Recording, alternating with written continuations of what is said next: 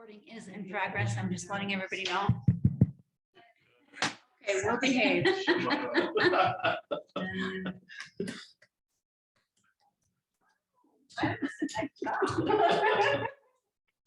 This is only the paper, not this big book that he's got. Wow. The one with the nails is the one you really want to watch out for. There is a remote. Just the first page there and this page, just Okay. those two. Investigation. That's just a joy. Just a joy. I was trying to find your stuff on the first email and I'm searching through there looking for it. And it's not here. Section 30, what? Yeah, well, 150. yeah, Then you send the second one. Oh, oops. There we go.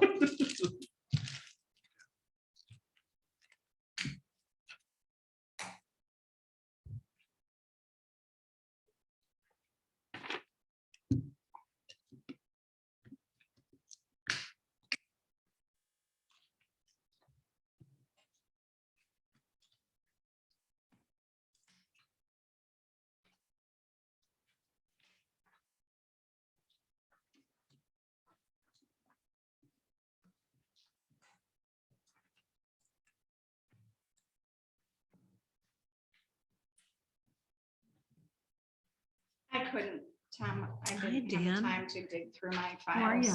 to find the estimate. Long day. But you know, but I know what you're talking about. it's back in here someplace. And I starts feel like it was tomorrow. around $18,000. Yeah. How many days a week is that? It's someplace here and I just can't. Free this year. Yeah. Free. What was They that? didn't show up on Fridays. When Jay Walker they? did the Vacationing, right? evaluation Or Oh, the. thing that we quit. Yeah, Oh, the right. quote on fixing Yeah. it? I remember talking about it, but I can't remember what he said. Right. Just leaving school. Were you? Okay, yeah.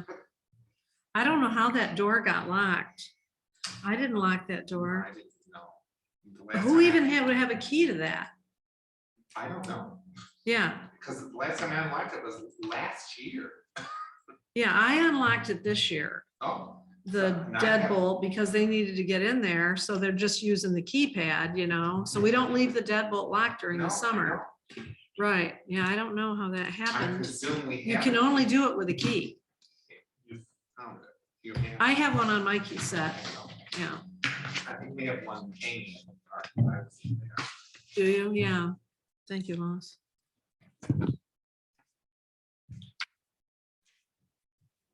Yeah, I don't know. Peggy, Sorry, I didn't help you right there. oh no, that's okay. Eighties and 7:30 about that. I know, and I just had got done eating when she called and I'm like, okay, I'll be down there. I'm sorry. No big. Lots of kids down there enjoying the park. That's good. Yeah, it's full down there tonight. It is. All right, Lois, whenever you are ready. Yeah, it's gonna be a minute. My computer thought it needed to do an update. I set this baby up at, I was here before 6:30. Is the recording in progress? Yeah. Want me to just start informally? No, I just need to get plugged in.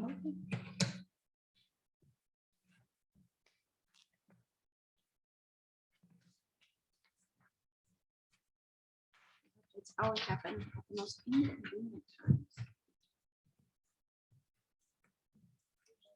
5 million things on my screen and then I lose half of my work.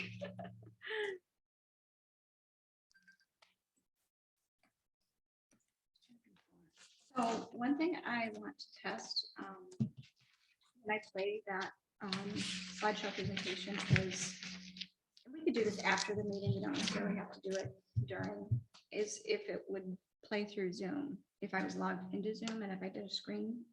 If I make a screen share with it. Yeah, Yeah. you shared a screen. Yep. Okay. So we're just gonna have to go because it's like playing stupid games again still. Just wanting to update, but we are recording. Let's Awesome. get her started. Roll call.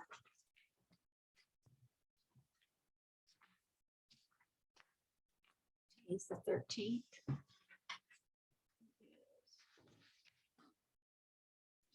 Melton. Here. Hubble. Here.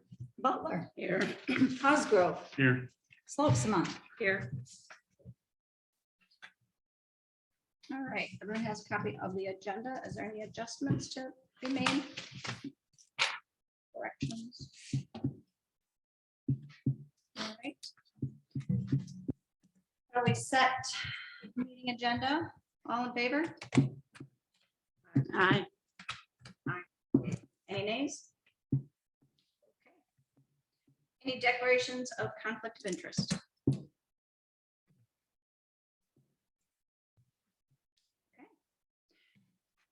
Public comment. We do have a few people in the public and I'm very excited to see that. Do we have anyone on Zoom also? KG. Okay, so let's start with in person first. Is there anyone in the public who would like to get up and make any public comments? No, all right. Do we want to see if CJ, is that what you said? KJ, KJ? would you like to make a public comment?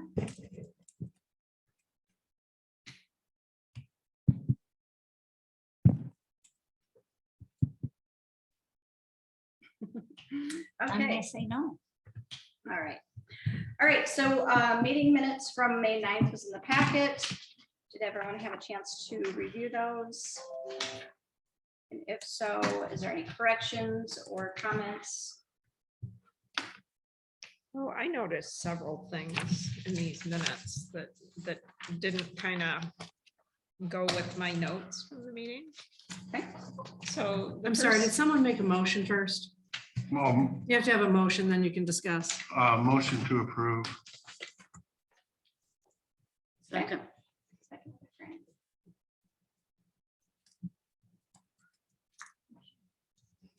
All right. So in the beginning, it says roll call. And it has Butler, Cosgrove, Hubble, Slopesma, and then it says voice. I don't know Yes. what that means. Yeah, she wasn't here.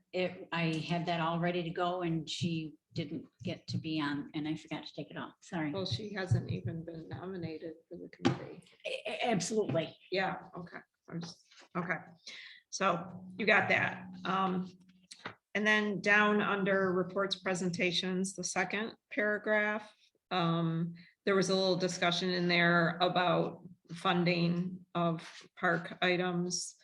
And then there was also reference about deed restrictions. And I remember we had that discussion about park funds can only be used at Whitewater Township Park. And I believe there was also, according to my notes, a discussion that Cheryl would work on supplying us the reference for that restriction of funds, that Whitewater Township revenue can only be used at Whitewater Township Park, not at the As a other budget. parks. Right, so I wanted to make sure that if that jives with what other people remember. I think we talked about that. She said that she had learned this through the auditor, but that she would work on finding a reference. Does that line up, Cheryl, with what you recall? Yes, Okay, so if we can update that.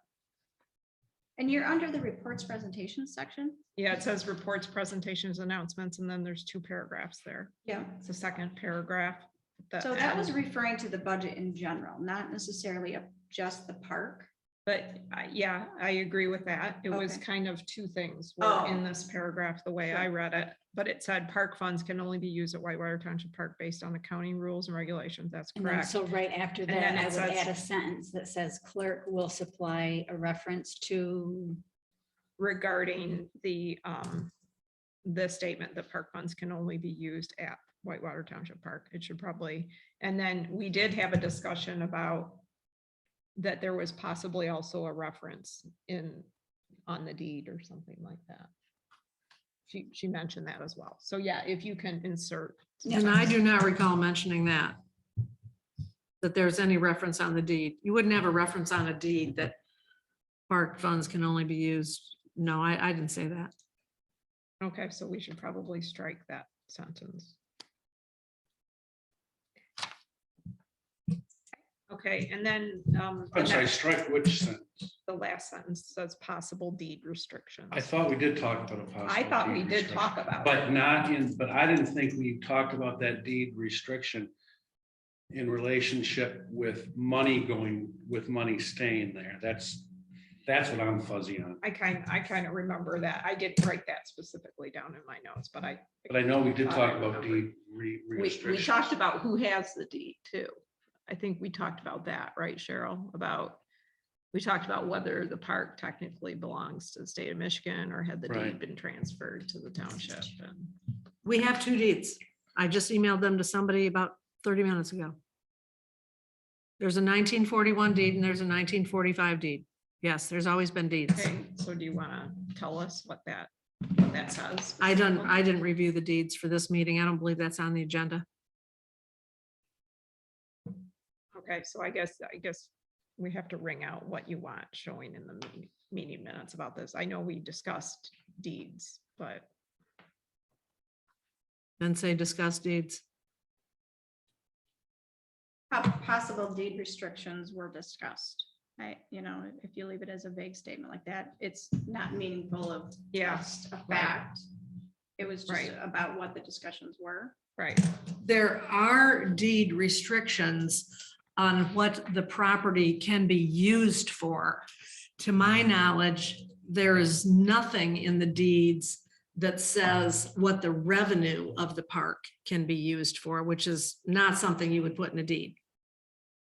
And this isn't the minutes, though. We just need to know what we're changing in the minutes right now. That's right. I would not change that sentence because we did talk about the restrictions. You want to make a statement at the end of it, is all I said was possible deed restrictions were discussed. Correct, that's fine. We're Just so that it's not like, there are deed restrictions that it was discussed. Mhm. That leaves it open-ended, no facts. It was just a discussion. Okay, any other comments, Linda? Yeah, there were some more. I'm sorry for the list. Okay, but then under unfinished business, number 1, talking about high prey dugouts, and there's a synopsis of the monies that were discussed as far as how much for components and parts, how much for fencing and things like that. But then the last sentence, I didn't recall this being said. So talks about the dugouts, and then it goes into Shoreline Power Services is donating materials and labor to repair the lights at the ball fields. That's fine. But then it says that $3,000 is being used towards the dugouts. I didn't recall. That's exactly what was said. Is that correct? Yeah, I remember. Exactly what was said. I prepared the budget for the new dugouts. So the thought there, I think, was, we had in our budget approved by the board $3,000 to go towards High Prairie Park. We were able to circumvent those costs graciously by Shoreline Power donating materials and Right. labor. And so, that money allocated would be good use towards getting the dugout finished. Yeah, I understand that thought process. I just didn't remember. And in fact, I had written down the dugout discussion. It was all verbal. It wasn't written down for us in our meeting. So I must have missed that idea that we were using $3,000. Gotcha. I thought we were staying within the original allocation. So the next thing is, I think some of the text under number 4 about, it starts off with Lossy Trail wetland. So this has to do with the report from the Conservancy. And I was partially wondering why we weren't just attaching, There wasn't- the reference document, the email that came from. We don't make attachments to the minutes. MTA recommends no attachments to the minutes.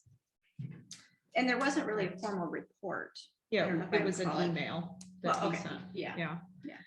So, I think, so on item 4, when you start talking about, there's just a sentence that says footbridge updates, and then there's just a period. I believe that he stated replacement of the footbridge, not updating or modifying. I think he stated. And she's replacement. not saying that what he said about updates, she's just saying that there were footbridge updates. So those specific things don't have to be in the minutes. Verbatim of what people said doesn't have to be in the minutes. I understand it doesn't have to be verbatim, but I think it should be reflective of the content. I think it's just kind of misleading. I mean, literally, each topic can just say discussion followed after it, unless there's an action thing. Unless an action is taken, there's nothing to report other than that there was discussion about that item. Okay, I just think that if somebody were to read this and want to know about this, I think the way I looked at this is we all received an email from Steve Largent. If we had attached it to the agenda packet, then people could read it for what it says. But I think the summary is, to me, it was confusing and wasn't really reflective of the content of what was said, because I know he talked about replacing the footbridge for certain reasons. But it's not required that all of that dialogue be in the minutes. I understand it's not required. I just think it's misleading to the public of what you're talking about. The public People can that would always wanna get know. the public can get the recording and listen to the entire thing. This is true. So I don't know how the rest of the group feels about that. The other thing is, then she starts, or then the minutes start talking about the beach. And I think it would be helpful to insert, you're talking about Whitewater Township Beach. I guess that's the only beach that the township has. It talks about it's going to continue to be a problem, which is correct. But then there's a note in here to utilize a dock. And I just think the way that was written again could be confusing, because he did talk about erosion control methods, which she's got in there. But when you put a dock in there, it almost sounds like a boat dockage. Like it just, to me, it just gets confusing what we're talking Didn't he about. talk about some stairs He did. He as did. opposed to a dock? Well, so, and maybe, He talked about a couple things. Maybe I instead think of he a talked dock. about a platform. I was gonna think say, too. instead of maybe the word dock, it should just be a platform with stairs, because that was ultimately because of the elevation. If you have a platform at the elevation that the sand is, where it would naturally stay sand, and then having walking stairs down from. I mean, what I would suggest here is if we can cut and paste out of his document, I think I would be happier that it would be, because we basically reviewed exactly what he wrote. And I just think that this could be confusing to people and just raise unnecessary questions. That is not a requirement of the minutes. Literally, Lois could have put the beach at Whitewater Township Park was addressed, various erosion control measures were discussed. There is no requirement that Lois go to a report and cut and paste out of a report or an email or whatever. These minutes are way more than what's required. And just Feel like we're so going that you over the know, top, too. my reason for that is more for your guys's Right. to remember, so that, because I know sometimes you go back and Right. look at Right, minutes. I know we right. discussed this. Mhm. And that's why I tend to put more information in the Parks and Rec minutes than I do any of the other minutes. Just, Okay, and That's I've why read I- lots of Lois's minutes, and I'm not trying to pick on her. I think you all know that I have never made lots of comments on this, but it just didn't seem to be what I recalled. And I understand, Cheryl, that we're going above and beyond, but I also think that we should be careful. I mean, why would you want to waste time misleading people regarding what is said? We're wasting time on this instead of moving on to the Yeah, we agenda. really are. The people that. can get the report, they can get the email. the end of. And they that can read it little for thing themselves does and say draw their own incorporated upper conclusions. Beach area with the platform to a dock. So. And people to a can dock station. I wonder listen to if the whole that's- tape if they want. They can, Just they the absolutely whole can. We save the meeting. recordings. How long do we save those for? Too long, but we have them for years. Okay. It's not required that they be kept, actually. They can be destroyed after the meeting minutes are approved, but they have not been. Okay, is there any other discussion points or any other corrections that need to be made? I have lots more, but I don't think it's a waste of time if you guys are satisfied with what you're reading. As long as it's not incorrect, factual incorrect information, that's where I would say it should be, like your point of voice obviously was not right. That was a good catch. We certainly want to make sure that those are anything that's infactual. I'm making up words. Should be corrected, but aside from that. We're ready to make, we've already made a motion. There's been a second. Are we still good with the motion? As Yeah, I amended. want to just, let me think about this for a second, because if somebody, can somebody during the meeting say, I would like this on the minutes? Can that happen? No, Okay. it's not required. Okay, it's not required. Can that happen? If the I recording realize secretary, if it's not. yes, the okay, recording secretary can choose to put it in. Sure, Um, but that's not a requirement. It's She not a does not requirement. have to follow that. no, Okay, but we could say, Lois, I would like this and this and this added to the meeting. She can sit there, smile and not do it. And we're all set then. I've not done that. No, The I know, zoning I know, I administrator know does that. that once in Yeah. a while, and I make sure that that gets in there. But that's the point, that if somebody wants something really illustrated in the minutes, in the meeting, to say, Lois, can we make a special note of that? Mhm. I'm all set with my motion. Okay. Do you want to modify the motion as Amended. correction or amendment? Thank you. Correct, as Lois picked up those corrections. Yes, I will modify that. And Fran, are you still good with seconding it? Right, I am. Great. We do need a roll. Oh, I thought I did a roll call on that one. No? As Okay. long as everyone's here. All right, all in favor? I, Aye. There being any nays? No. And I'm not voting. I wasn't here at the meeting officially. well, you still do have to Here. vote. Oh, I thought okay, then yay. I'm sorry, your vote was? Yay. All right.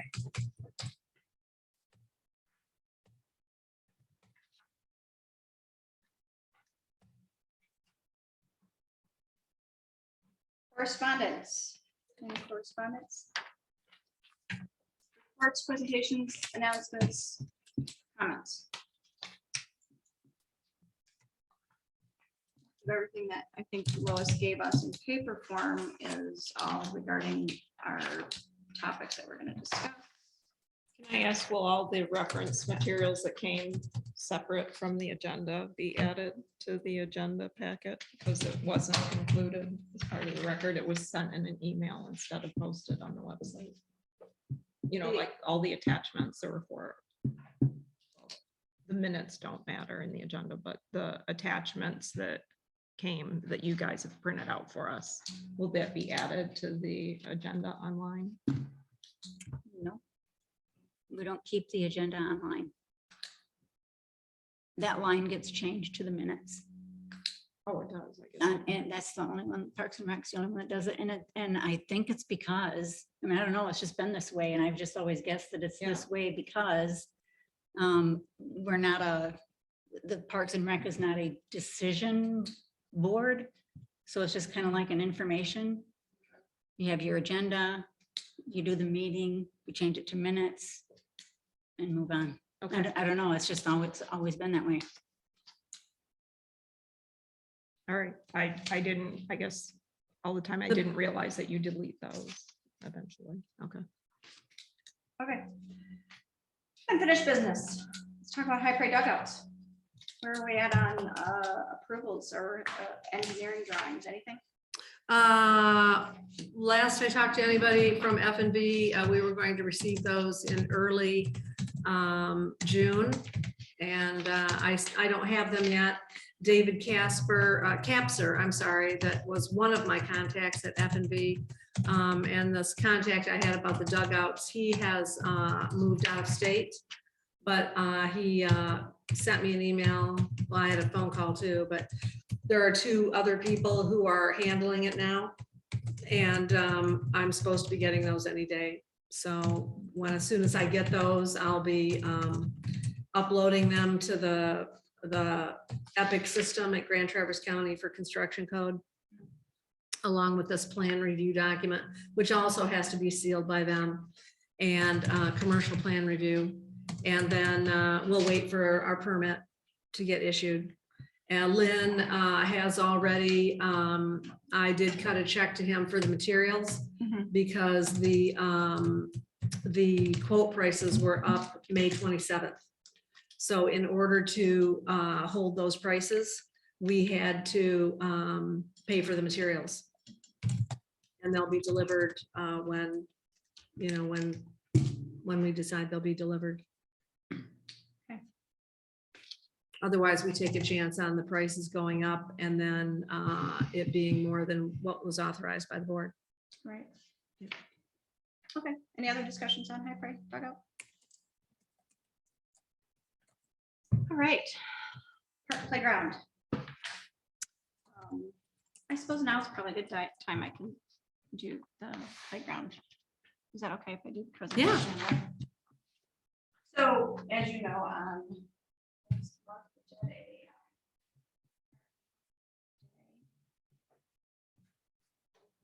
Now, isn't this the Whitewater Township Yeah, I Park was gonna say, playground? isn't this a Whitewater playground? oh, sorry, I misread.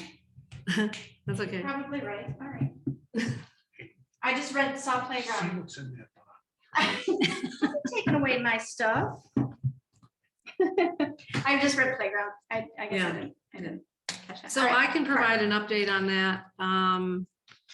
So the contractor finished the work out there and finished the installation of the 3 components that went back in, and then put the black dirt, finished leveling, put the black dirt back down, seeded and mulched. We've been watering. We've got, we can only water so much area at a time because, for instance, some of my hoses and sprinklers are out there, so the park doesn't have to buy them. And the park has a couple too, but the area behind the bathhouse, that grass is coming in real well. Of course, we had to water because there's been such a lack of rain. And then the playground itself, around the outer edges, around the perimeter of the playground, we're trying to grow grass. Some of those areas are sloped. And so last I knew, they were going to be moving the sprinklers over to that area. We do have some weeds coming in, which weeds hold the ground too. So we'll take those, I guess. But it's not going to be a golf course, as you know. And but yeah, we are, I was going to talk to the committee about landing zone material out there, if we want to use anything for landing zone material. We do have some money in the budget for that. What would it's going to have to be something that's, fairly economical. If we were to go with wood chips, I'd like to try and find those for free if possible, because many times people are looking for places to get rid of wood chips. They have an overabundance. So, yeah. And so now there is plenty of area for a slide, which of course we don't have budgeted for this year. We had looked at one a couple, 3 years ago. Hopefully maybe that can be in the budget for next year to get a slide in there, because we've got monkey bars, a merry-go-round, and the swings, and it'd be nice to have a slide. And, maybe either a pedestal table or a picnic table, maybe a couple, 3 benches. I'd almost like to see stationary benches so that, they don't get drug around and stuff like that. So, but those are budgetary items for next year. We don't have any So money in I- the budget for that this For year. those who didn't get a chance to see the park, I just took a landscape picture of it to show Yeah. what it looked like. No, they did a real nice job. It looks so spread out now, like Does. Yeah. beyond safe. Like, I feel like, Yeah. wow, this is a big area. There definitely isn't any question of whether the The setbacks are zoning, enough. no, yeah. The unfortunate part of that is, there is so much area now, it almost looks like, wow, you guys only have 4 pieces of equipment in this. Yeah. Big open. The field. other thing that I think will help to break it up a little bit is that hopefully in the fall, we'll be able to plant some trees. Mhm. At the time of year when you don't have to worry about watering them and stuff like that. Some hardwoods or something. I don't know, maybe a pine tree here and there. I'm not sure, but Yeah. Or pine. certainly it'd be nice to have 3 or 4 good sized trees. I'm talking about something that gets planted by a tree planter, Yeah, Mhm. to kind of break up the openness of it. Right. A little bit, now not on the playground itself, No, but just around. around it and Right. around that drive there that goes behind the bathhouse. So as far as the landing zone material, we can have some discussion on this if you guys would like to at this point. As I told Cheryl, ADA requirements don't allow sand. I'm sorry, what was that? They don't, So sand is not allowed to meet ADA. okay, But in our discussions in the past, the project and the money, the financial impact to put an ADA surface and ADA playground equipment was way above our budget. And so we were just trying to establish basically an upgrade of some existing equipment. So I don't think it was our intention at that point to try to achieve an ADA. There's so many, I don't even know anything at the park that's truly ADA. I could be wrong on that. Don't quote me. yeah, the beach is not ADA, the campground with its hills might not be considered ADA. But irregardless, if you want to do The wood chips, bathhouse is, however, the bathhouse bathhouse is is ADA. ours. Yeah. So sand is certainly a viable surface for landing zone. And this chart that's I provided in the packet and Lois printed out. You can have sand, typically it's minimum of 6 inches, but depending on your height of the fall of a piece of equipment, that's how it's deemed on what depth you should have. So as an example, if I said it's a coarse sand, if I put 9 inches of uncompressed sand, your height, your critical height would be a 5 foot. What are you looking at? Page, it was in the handbook, from the consumers CPSC. Correct. Yeah, page 5 of that document was, Oh, yeah, I got you. okay. So that table talks about, compliance of different materials that were tested for falls and what was adequate. Wood chips is listed. There is a caveat at the bottom.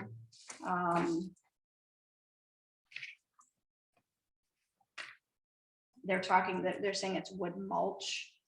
But that was from a previous guide. Now they're referring to it as wood chips. So irregardless, if it's wood chips, your depth would just have to be potentially deeper.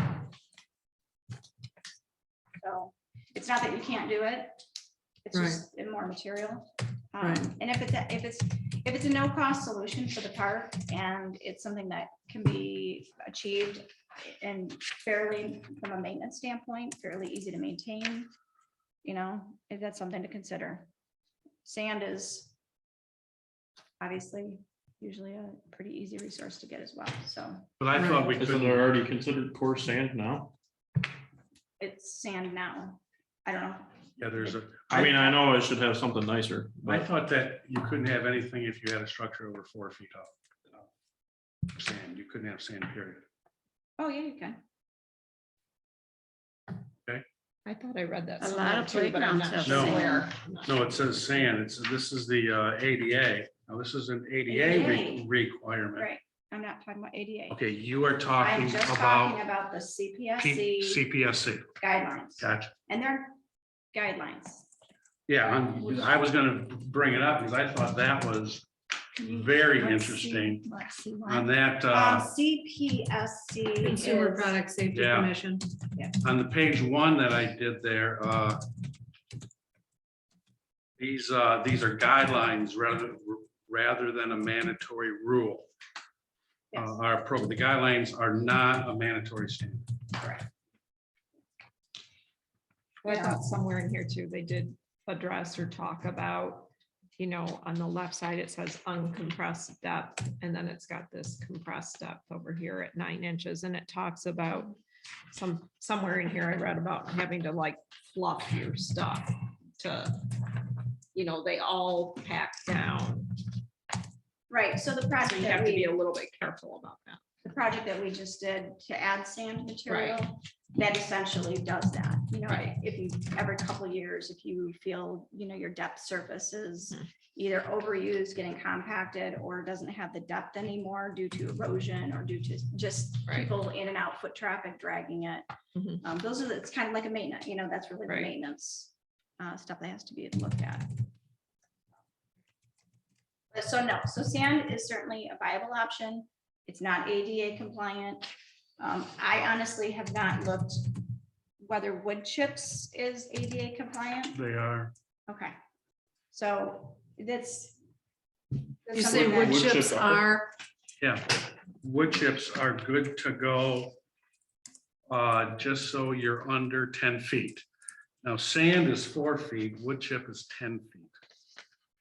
Is that like your height, Mhm, max height? fall height. yeah. Yeah, it's a fall height of 10 feet. The if biggest you is got 12. A 10-foot fall height or less, wood chips are fine. Would work according to the ADA. And does it give a depth that you have to have them applied to? Well, you'd have to go based off of, well, ADA might be different. If you're going based off of the CPSC recommendations, you would go for something that's 10 foot, it would have to be 9 inches deep. Wood chips have to be 9 inches deep? Okay, thank you. Well, as far as you can keep that statement, I'm gonna say it has to be 9 inches as far as we understand. Because these regs are, this is not an easy math question on these regs. And so as far as my very limited knowledge, which is small, okay, I mean, who knows? 9 inches of wood chips is gonna be hard to walk through. I mean, 9 inches, So it's okay to wheel a wheelchair across 9 inches of wood chips, but you can't wheel it across sand. yeah, apparently. 9 inches of wood chips. But again, I don't think this is an easy topic because I could not really ascertain, were they totally talking about landing areas or the zones? You know, the like on slides, it's 6 feet zones. Are they talking about the zone areas I would think, or the length? Exactly, I would think, but I don't know. right, yeah. Okay, I mean, I think that it's, well, this guy here, Jack Walker wrote, it gets pretty complicated and you have to be trained. That was his last sentence. And as reading this stuff, I said, yeah, this is not easy. I think we need to establish whether we must follow ADA or not first, before we make any of the decisions. Okay. So how do we believe- do that? I believe that there is.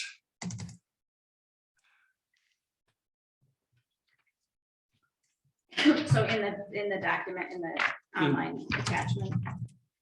Yeah, is that you- what you're referencing? I'm talking about section 35.150 and 35.151. Okay. It does say in section 35.105, which I think I gave you a copy of, that all parks, all public entities shall within 1 year of the effective date evaluate its current services.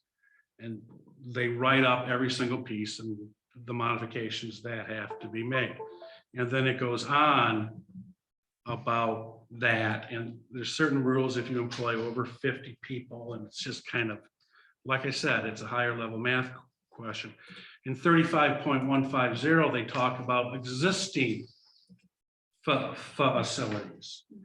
And I think that's the interesting one, where it talks about in A, if you have that, it's, I think I gave everyone a copy of that. General public entity shall operate each service program or activity so that the service program or activity, when viewed in its entirety, is readily accessible to and usable by individuals with disability. This paragraph does not necessarily require a public entity to make each of its existing facilities accessible to and usable by individuals with disabilities. This paragraph does not require a public entity to take any action that would threaten or to destroy the historical significance. And this paragraph does not require a public entity to take any action that it demonstrates would result in a fundamental alteration to the nature of the service program. And this goes on. My copier ran out of paper. Okay. But, you know, again, in this section, it says it does not necessarily have to. Okay. But we are lay people too. So. And I think Cheryl, correct me if I'm wrong, I mean, this was 2018, we started some discussions on this playground stuff. And I recall talking to the lawyers about certain questions, like, can we have a merry-go-round? And the I insurance company. specifically And the talked to them insurance about that. company. Yeah, I and wasn't, contacted our agent. and wasn't that also asked if it had to be in compliance with ADA? I wouldn't have asked the insurance agent if it had to be in compliance with ADA, because I wouldn't expect him to be able to know that or not, but I did talk to him. I was very concerned about the merry-go-round. Yeah. Because that's the kind of merry-go-round I played on when I was a kid. And there were injuries. And I was concerned about that, and I contacted him, and he said, if anything happens on a playground, we're gonna take care of it. We don't need to worry And about has there been playground any equipment. incidents since you've been in office of any of our playgrounds? There's been some minor injuries, mostly that have happened to children who were playing unsupervised at the playground at the park. I don't know of any at High PRAC. I do know of a couple at, but they were fairly minor. I mean, they might have gone and gotten some stitches. And this, you you know. know, when you say your playground, you're talking probably old playground then. Was that predating? No, I'm talking about, well, Dan, was it on this newer equipment or was it on the old stuff? I don't recall the injuries being on the playground. I recall them being bike accidents. I thought we had somebody who got hurt on the merry-go-round Not and they that were I- over there playing by themselves. Not that I recall at all. Okay, all right. Bike accidents, riding their bike unsupervised down the hill to the boat ramp and putting on their front wheel brakes and flipping, they ended up in the hospital. But the parent took full responsibility. Mhm, yeah. So I guess not. It seemed like we have had a couple, but Yeah, and you know, again, we went through this process before, and you're right, Tom. We're layman people, we're not attorneys, but as we read the legalities of the requirements and what our due diligence was at that time, it was we didn't have the funds allocated to upgrade to such a status that it would be able to be ADA. We were trying to make a very unsafe playground at that time, and this goes for both parks, frankly, both High PRAC and Whitewater. We were really just trying to take a very unsafe playground Mhm. and expand it and make it safe. Yeah. At the end of the day. So, See, what I don't have my arms around yet is if you change something, existing facilities are probably okay with ADA stuff. But if you change it at that point, does that activate having to follow ADA rules? And that's the question I do not know. And I would love to read that someplace. I got a question for you, Cheryl. Being in an advisory board, are we allowed to ask the township attorney if we have to follow ADA guidelines on our playground? I mean, I can take that to the board and say, should we run it by the township attorney, whether we have to comply with ADA or not? Right, but not only comply, because we understand under old equipment, we don't. But if we change something, does that activate that ADA? Because that would change the sand then. See, then we could not use that sand because we have things over 4 feet. That's, I think, the big issue there. So you're saying the question should be if we change something. Right. Well, I have two. One, does existing structures have to be ADA compliant? And two, if there is a change in a structure, does now that new structure have to be ADA The compliant? whole part doesn't make sense to me, is if your new structure has to be ADA compliant for all of you, the United States, how come we can go by that slide that you can't drive a wheelchair up and slide down? I know Why that. can't we buy that? I got that. There's an answer there. Is it? Yeah. So I thought this on this particular one, this is, I think, the one you gave us, right? I thought it kind of says this in the third paragraph down, and it's in the second sentence. It says section 240.1 provides 4 exceptions to the requirements that apply to it says family childcare facilities. That's not us. Relocation of existing play components. I think that's the project that we're talking about right now. And it's an exception.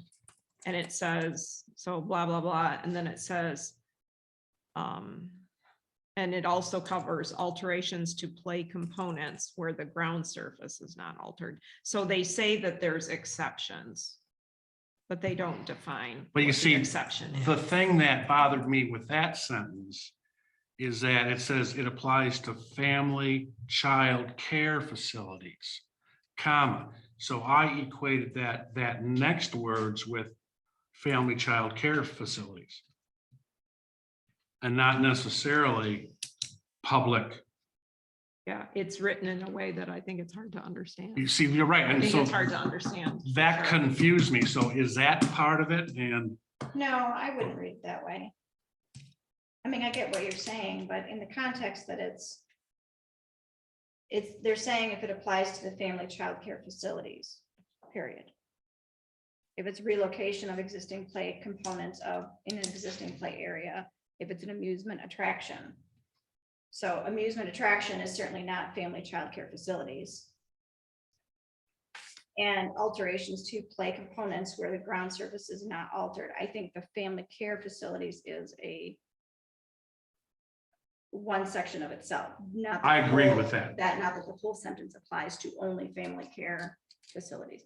Because, when you get into family child care facilities, there's a whole nother slew of rules and licensing that apply. Mhm. see, I did not have time to pull out section 240.1. Yeah, I think that's where you would I have. mean, to that's go. where that would have to Yeah. come from. Which document are you referring to? Playground surfacing materials ADA approved and not approved. This one here, Cheryl.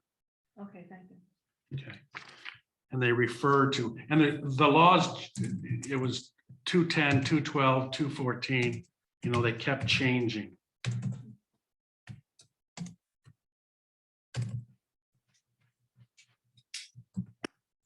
Yeah, I mean, as I read it, the comment or how it was described in the sentence format was there's 4 exceptions to the requirements. That was how I read it. not just applying to. the And that's, yeah, I can see that. Facilities.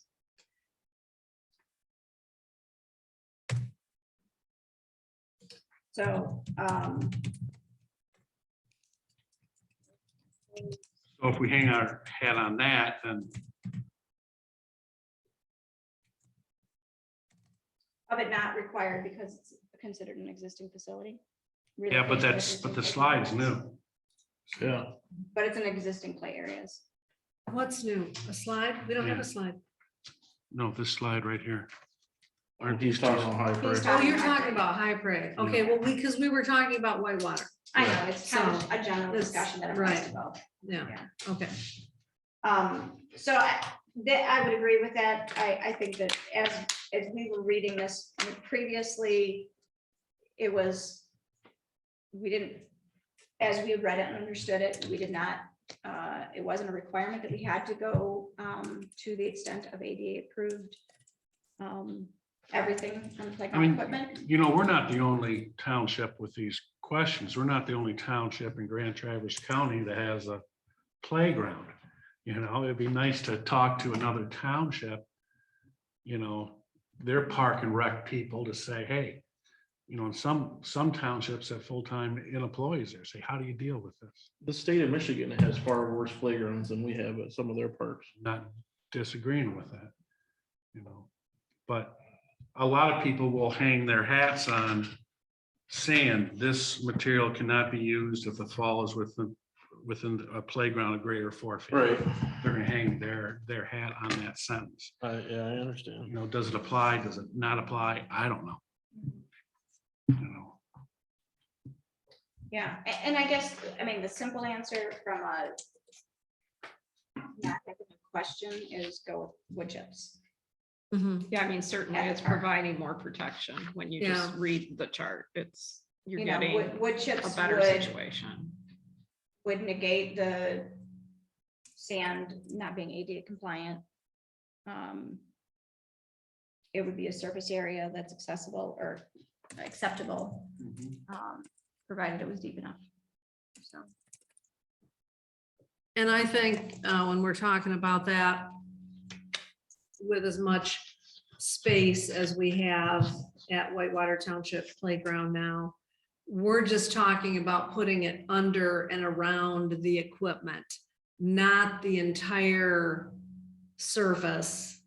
that's entirely, I guess. Yeah, It Only doesn't thing have bad to be, I about- guess I'll put it that way. although it doesn't could have to keep the be. weeds down too. you know.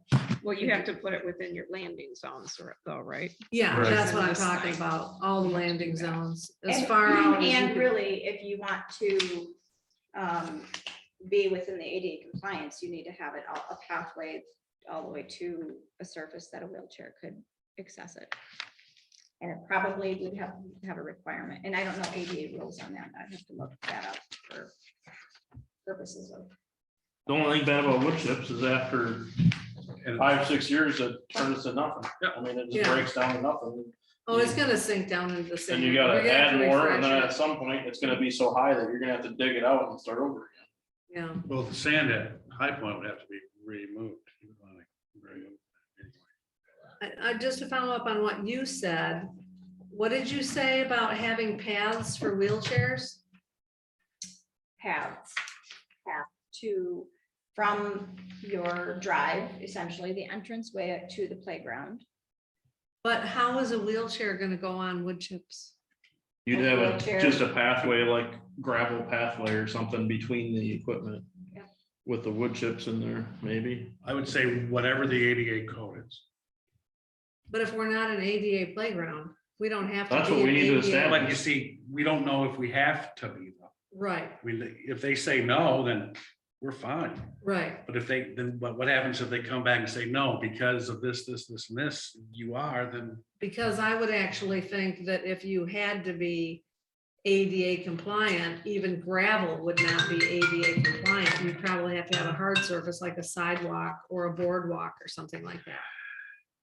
there's rules. I mean, this thing's like this thick. I mean, Right. you know, Yeah, I don't know, Cheryl. I don't know. yeah. Right.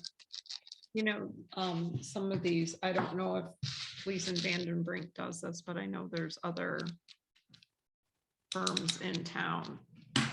Like I know the guy that did the big Acme Bayside Park with all the play equipment. Mhm. Like there are these landscape architect people who know this stuff. Right. Like what the rules are. And I agree. I feel like a real hack trying to just like read this really quick. Yeah. and make Well, sure then I get our- it right. I mean, the Rick Stout from F&B is a landscape architect, Yeah, maybe since. he's landscape doing- engineer, I should say. Since he's doing other work for us, maybe he'd be willing to answer. Right. Or even this Jack Walker. Who did this? Well, he wants to be paid. No, I think anybody who works for I us think- should be Well, paid. what I was suggesting is that I might be able to get and some guidance out of Rick without, getting a bill in the mail, just through a phone call or something, unless hopefully- he wants to, But sometimes when you do pay people, it comes with some sort of backing and some sort of guarantee Or and some sort of certificate. insurance and certification and, it comes with it. usually they have to do the design on it for that though. If you have them design something. And that Jack Walker, he did offer to design something. But then they wanted a lot of money for it. Thousands. Right, 18,000, as I remember. No, I don't remember if it was that much, but it was a lot of money. We did ask him about I that. think It that a was lot of if we money. had them move the stuff and fix it. Yes. Maybe that, yes. But Yeah, that was some of part those, it. some of those things though were interesting because according to CPSC, they are more of a recommendation. And if you look at the slides, you have to have 6 feet. It's a 6 feet rule. Well, on one side, we were 5 feet 6 inches. The other was 5 feet 7 inches. We're kind of there. On one of them, we were 4 feet 4 inches, but that was by the edge, and that edge could very easily be moved back a couple feet. So as I looked at what he wrote up that was wrong, there's very little that could not be fixed Just the Yeah, perimeter race. by just making the perimeter like 2 feet bigger. The swings, you have to have double of your swing, and so, some of those were right there and a lot of them were good. So we were not that far off Right. with that. And I did prepare the park fund and recreation fund budgets this year and took them to the board on February 17th. And I had $8,000 in there for playground upgrades at High Prairie Park, which I don't know if that was gonna do it, but it was a start. And that was removed from the budget on that day. I mean, because literally, yeah, what we had talked about was expansion, Right. those borders, and that was, Yeah. we're really within We're there. inches Yeah. to be, and there's again, to the guidelines, to the Yeah. CPSC guidelines. And the other thing you look at, you go to those slides and you get up about 3 steps, and then there's these big rails that start. So literally, a kid would have to somehow climb up to the top of the rail in order to fall 6 feet to the edge that they're protected from falling on the platform. Yeah. right. So, and I'm not saying that the guidelines shouldn't be, evaluated and if we can, expand the border, which is really what the deficit is, Yeah. that's not something out of the question, but not if we Right. don't have budget in. I think that's why these are guidelines, not mandated situations. Yeah. There. I do think that the ADA is more of a fast law than a guideline. That's the Oh, one. sure, yes. That's the one I that agree there. scares me Mhm. kind of the most. And the other one too is that we need to do some sort of self-evaluation and follow what those guidelines are for that, Well, we already did the evaluation. I was gonna say, didn't we just see an On- evaluation? just on each recently? piece. Well, that guy did it, There was, yeah, I remember that, didn't he? but didn't The you have, evaluation- I thought you Evaluation. had a short evaluation like a month ago. It was like a checklist. Yeah, I Is that did. something that a park? Yeah, person did? Melissa did it Okay. I mean, for high. during the cleanup, Yeah. correct? I did it before. Evaluation. I was gonna We say, did I think before it was the the there's last some- months. But then if anything's out of circuit, how are we gonna fix it? Okay, well, we just, You probably we're sent doing that it. to me. Okay. I guess I haven't looked at it yet. Yeah, and the checklist, it's just general safety and maintenance things, you know, making sure you don't have, you know, sharp objects that are sticking out, that you don't have, you know, chain links that are, you know, coming unfastened. It's a visual inspection more than it is anything else. When I saw that, you know, my biggest thing was we had a serious weed issue and there was sand that, you know, was light in some sections. Not that it took a rule or went through it, but visually I could kind of see some deviations. So, I mean, that's kind of what the checklist is. It's making sure your equipment is continually operable and safe. Well, getting back to the agenda, we were talking about specifically, I know we've talked around a lot of issues, but Whitewater Township playground. And Cheryl said, not sure what we're gonna use for landing zone, Cheryl. That's how we got talking about it. Yep. I mean, do we want to make a decision on that we should use wood chips? It seems like lately we have a lot of downed trees. Maybe we could, if we had to, we could probably get somebody to chip some of that stuff for us. I don't feel like I should make a decision until I know if I have to follow the ADA. Well, that was the Requirement. other question. We were questioning whether we should seek information either from Rick Stout was one thing that was asked, and I think the township attorney was another idea that was thrown out. So maybe that needs to happen first. I think so, because if they come back and say, yeah, it needs to be ADA compliant, I don't know truly what other stipulations, you know. Or exactly what we have to do as far as, Yeah. I mean, the big stuff that I've seen is some of those mats they throw down on sand beaches where people can roll out to them. well, yeah, if you drive by St. Francis New School on Division. Oh, they got the high end one. I think that's the one that's described the rubber Yeah. under the. I mean, astroturf. wow. Oh, that's the Yeah, bomb. that's- If you read this, that's the one that's good for heights They, of 12 they serve feet. every child a ice cream cone out of there too. I mean, it's just huge. Yeah, that's like your ultimate. I was pretty surprised to, See- I haven't walked on it, but I've noticed it when I've driven by. See, it also It says says, right in there, the con is the cost. Did they meet the use zone requirements at that playground? Things look pretty close together there. Some of it's spread out and then some of it's on the end is like right, like 2 feet apart. Yeah, Yeah. it's interesting as you read, it's almost like the manufacturers of playground equipment have a big say in compliances. Yeah. They can have the really tight fitted playground, all kinds of different things right next to each other, just because they're connected. And I kind of Yeah. think to myself, well, gee, if someone was on this piece of equipment and fell into this other piece of equipment, doesn't that seem like a violation of their, but irregardless, I don't make the guidelines. see, it's just like this says here, and where am I at? ADA. At every existing playground, a listing of every access deficit is compiled and a recommended solution for each is considered. The U.S. Department of Justice has made it clear that not necessarily every existing site needs to be made accessible. It is a community by community solution. Many entities work hard to integrate these retrofits into already existing capital plans and playground replacement schedules. So if you read this, we're good to go. And that's probably why the insurance company said we'll pay for it, because they know we're probably good to go. The other thing I think it's important to bring up too is these documents that Tom found and provided and everything.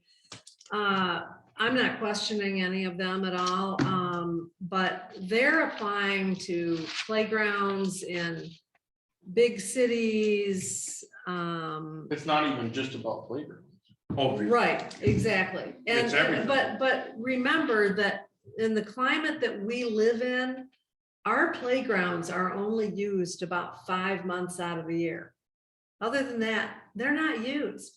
Where in warmer climates, playgrounds are used year round.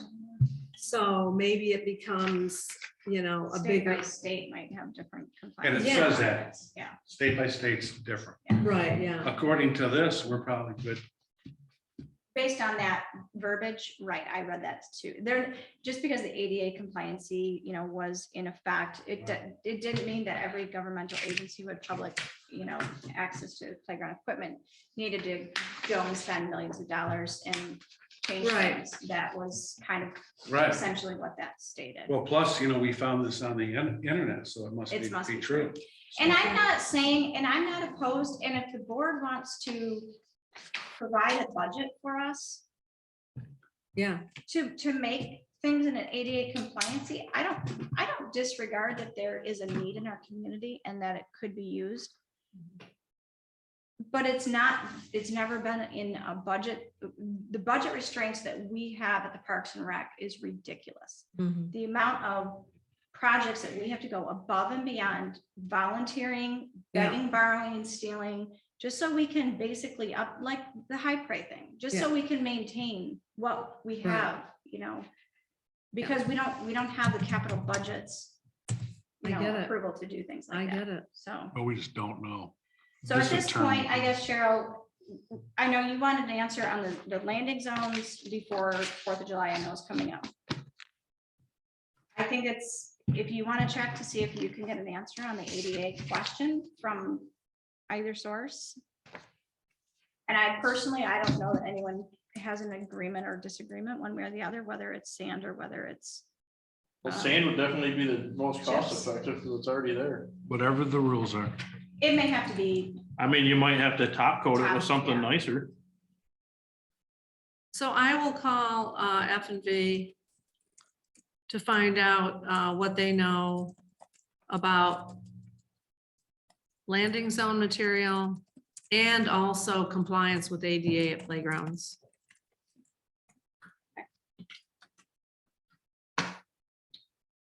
When they answer you, do they usually quote you sections of the law or do they just answer? Rick Stout recently did quote some sections of the law when it came to boat washing. So I don't know if he will do that with the ADA stuff or if he'll have somebody else in their firm maybe who's works with that all the time or something. I was just curious. Yeah, I don't know. I mean, I can ask them, what do they follow? What do they, if they're working on a playground project, what do they use as their go-to guideline?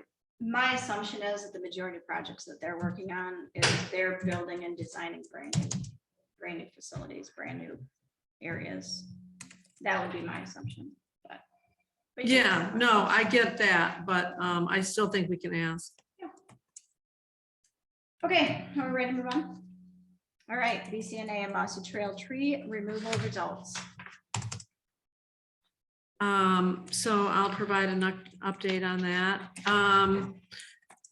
We got 7 bids.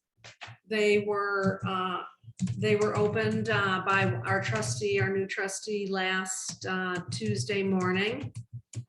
They're all in the board packet for tomorrow, along with a 1-page handwritten bid tab, which summarizes the name of the companies and the price that they quoted. They're all over the map. I think the lowest price, if I remember correctly, is 35 or 34,000. That was from the Conservation District. And I think the highest price, here again, don't quote me, but I believe is 194,000 from Elmer's. And now the Conservation District, when Steve Does that Largent. include paving? Yeah. Yeah, right. Yeah, exactly. Josh Truss put in a quote. I think his quote is 50,000. He and Steve Largent did not, the guidelines call for removal of anything that you can chip certain stuff, and then up to 14 inches diameter has to be removed. And Steve Largent really questioned the wisdom of removing that stuff, from those parks. He said it's good habitat he's a biologist. And he thought that was good habitat for animals and stuff like that. So his quote is with not removing. So he didn't exactly follow the bid. And Josh said that he didn't either. He also gave a quote that deviated from the bid, but they're the two that are the most economically feasible for the township. You start getting past $50,000 and we don't have the money budgeted for that. So we're certainly not gonna go with Yeah, something that's, Unless you have something like an emergency fund that could be utilized for something like a storm damage. well, that's a great idea. Sorry, was that? a So small far, we dig? don't really have that. Oh, you do. You have $100,000 in emergency funds Where? in the budget. It was a line item in the budget In what fund? in general. Under emergency funds. Look at that. That was my whole point when I stood in front of the township board, was how can the board completely annihilate our capital improvement budget? Because they're saying that they have to allocate all of our Parks and Rec fund to clean up a storm devastation. That to me is an impactful situation that would be deemed from an emergency budget situation. But it was never discussed, it was never countered, it was never brought up by anyone, so. I think there's a big question on why the budgets got skewed in such a huge direction for that. And I'm not saying that it's not important to have safe and viably, good walking trails if we're gonna keep them open to the public. I'm not denying that there's something that should be, happening. I just disagree with their immediate reaction is to completely take out any capital improvement of anything else within the Parks and Rec. I should say Rec, because the Parks has their own side of it, budget, but. Right. So it stopped us from doing things like making our playground equipment safer. It Yeah. stopped us from doing a lot of good things. But anyway, I digress. So Well, tree removal just results are going to be discussed in tomorrow's packet, and is there going to be a decision? Like, is that the intent? that of was motion? that was the intent, that we would make a decision on the 14th and And then- notify the bidder by the 16th. Okay, so then, and then there's going to be a motion to move that forward, and then they can start immediately for the project. That's my understanding. That's our intent, to get someone going on it. Now, the contractor may, whoever's chosen may have to finish up some other project or something like that, but they do have a deadline to have it finished. I believe it's September 30th. They have to have it all done. And then partial tree service has to inspect everything and provide a letter of completion that everything was done to the bid, to the way the bid was written. And then they get half down, and then they get the rest after the letter of completion has been provided by partial. Has the board talked about just not? Not really, because we've got, people wanting it cleaned up. Okay, I was just wondering if that came. I mean, the rub on this one is that, we got reimbursed for all the money last time, and it was 80,000. We got reimbursed for all of it. But the other thing is, we have ARP funds of how much is that? ARPA funds? ARPA. Yeah, well, we've gotten half of the ARPA funds. Our total amount that we're getting is 294,000. Actually, there was a little extra, like 500 and some bucks that got doled out because of some municipalities that didn't take the funds. But that's a minor amount, but 294,000. But we have already committed a third of that to broadband. Expansion of broadband to the unserved and underserved areas of the township.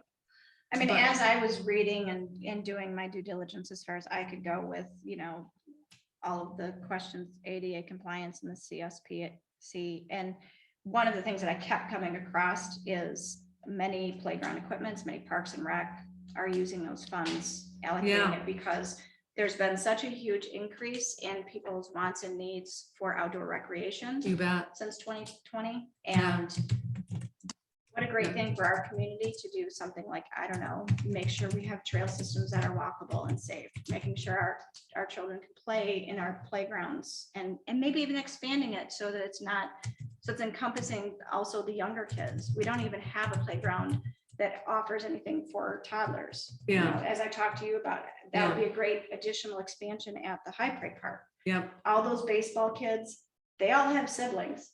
Mm, And they're all playing on playground equipment, and some of them are pretty Yeah. small. yeah. I've heard a couple of parents say that, why can't we have a swing for an infant? And Yeah. I told them that you can't have a swing right next to. And I don't. Right know if next to the that's- other swing, I is don't what I was know if told. that is true if it's not ADA, and that might be another question we should bring up. We might be able to have a baby swing. In fact, there was a picture of it in one of the Burke playground equipment. You know, they've got Remember like someone told us section- that We you couldn't do- have it in the same section. It ADA, that was under his report. Yes. Oh, was it? right. Is that where And it was I- from? Yes, and that's when I kind of. Because we had it at the park. Yeah, we had, Yes. we still have it. It's just not hanging It's just there not because hanging. he Yeah. said we couldn't have it next to a regular swing. Right. Right.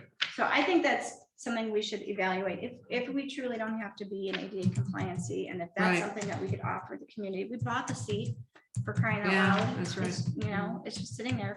Infants could be using it and having a good old That's time. right, yeah. All right, The, what was I gonna mention about the, I wanted to mention one other thing about the ARPA funds. A, committee has put together, we asked a committee to put together an ARPA survey of, what the community would like to see, the board use the ARPA money for. And that it's intended, that's in the board packet for tomorrow. In my opinion, the survey has deviated way far from the issue of just ARPA and wants to go into the master plan and all that, which, you know, the longer you get a survey, the less people who return it, fill it out and return it. So I think it just needs to stick to the ARPA questions. The planning commission can do their own master plan survey at some point, you know. we did ours. And they, exactly, and they actually have that plan. So, I'm not gonna be voting for those surveys to be mixed into one survey. Yeah, keep it simple. Exactly, it's Keep it gotta be real simple. That's another You're not thing. gonna have- Otherwise, people just won't even return it. But anyway, so there is going to be something that's supposed to go out with the July tax bills, asking the community about the ARPA funds. That's another thing. We've sent out at least 2 surveys that I know of in the past. Mhm. No one's made any suggestions or asked for an ADA compliant playground. I'm not against having an ADA playground, but we haven't had anybody request. The only request that I recall is, we did have a lady come into one of our meetings, and she was referring to the beach Beach, area. yeah. Mhm. Yeah, That she couldn't get down to Right. couldn't access the beach. Yeah. Yeah. Which frankly, irregardless of ADA, the beach needs help in other regards to keep it safe. So, and a lot of municipalities with beaches are putting in like a boardwalk to the beach. You know, Elk Rapids has done it. We had Other to put in a places have done it. switchback. Yeah, Bottom say, part. yeah. A what now? A switchback with ramps that go back and forth all the way to the bottom. it's too How else would Oh. you get down there? Oh, yeah, well, and I don't know that you have to provide them with access to the water.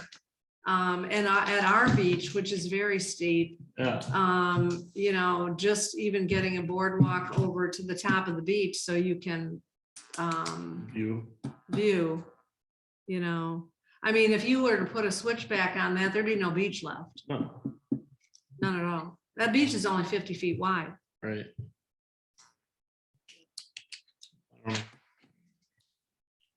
Okay, so any other discussions on the tree removal project or bids? Yeah. I'd like Cheryl, if they decide to take the cheaper or one of the lesser bids, what happens with all the extra funds that they decided to keep from the parks budget if they don't spend it on tree removal? I think it would go back to other uses Within Yeah. the Parks and Rec. Within the rec. in the rec fund. Yeah, it's all coming out of the rec fund. It's because of rec fund parks. You think that's the default, it would go back to the rec? But I just will tell you that only $67,000 is allocated, I believe, for storm damage. And so really up to 50 is for cleaning it up. Oh, because. So this the other was- $194,000 bid, that's not gonna get approved. Yeah, that's because we paid. Agency to go out and do it. Yeah. Arborist, yeah. Okay. Yeah. Do we want to, Brandon, do we want to make that a point that Cheryl mentions in, Well, when even if she they does her updates to our Parks and Rec meeting of tonight to the board, that she makes mention of that or request, or do you think it's? Well, even if they took the Yeah. lowest bid, which you said was 35-ish, 34, I think. and then you have what for the arborist? Make their report. 17. They've already been paid half. So leave us So 16, there'd be like 16,000 if we went with the lowest bid. which is better than Better than nothing. what we. don't Well, that have would now. fund one of the trail things you had in there, because remember the Wassy wet area, that was 25,000, and then the other one was 15,000, which was for 3 trail projects identified in the survey, your survey. So what do you want me to ask them about that? I guess I'd like to ask if they take the lower bid, does the parks budget get The rec. the rec budget get the funds back that aren't used? To go For tree towards removal. Capital projects. To put towards capital for improvement. Capital. Okay, yeah, I can ask them that. All right. Lassie Trail wetlands, so we're good to move on? Okay. Lassie Trail wetlands, bridge improvements, there really hasn't been much movement on that. Since Steve pretty much sent that email with his recommendations. I think if he ends up getting the bid for the tree removal, I think they'll then be able to evaluate the true circumstances of the wetland area. And then, they can put forth a proposal for that fix. So as of right now, I think it's kind of at a standstill. Yes. Any other comments or discussions on? That's the Grand Traverse Regional Land Conservancy. Yep. No, I'm that's sorry, Conservation that's District. Conservation. Grand Traverse Grand Traverse Conservation. Conservation. Yeah. Good, all right. High Pride Playground, cleanup, sand, and results. Now I'll try it. Yeah.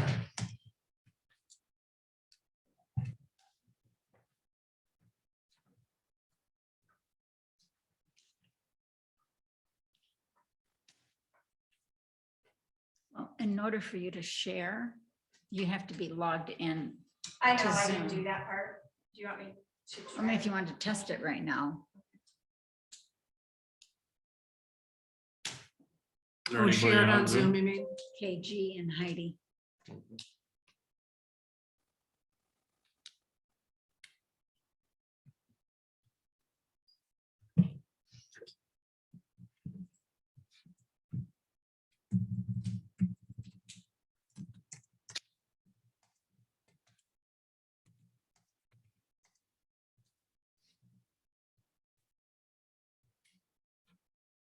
You want a chair to set that on, Melissa, your laptop?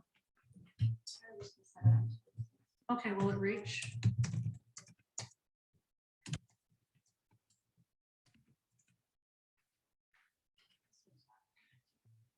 You want a chair to sit on?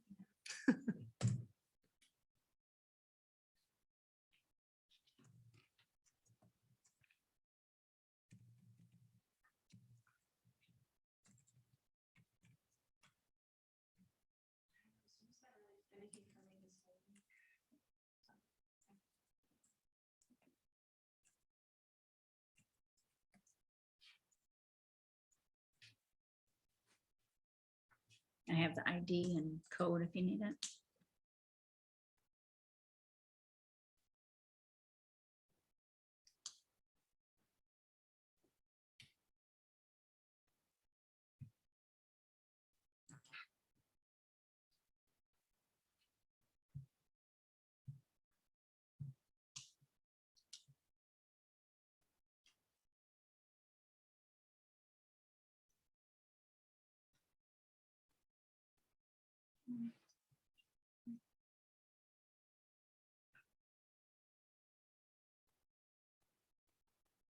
Should there be some light on the screen?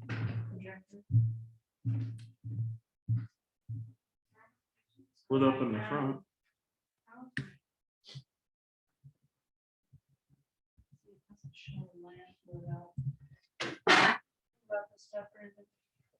I don't.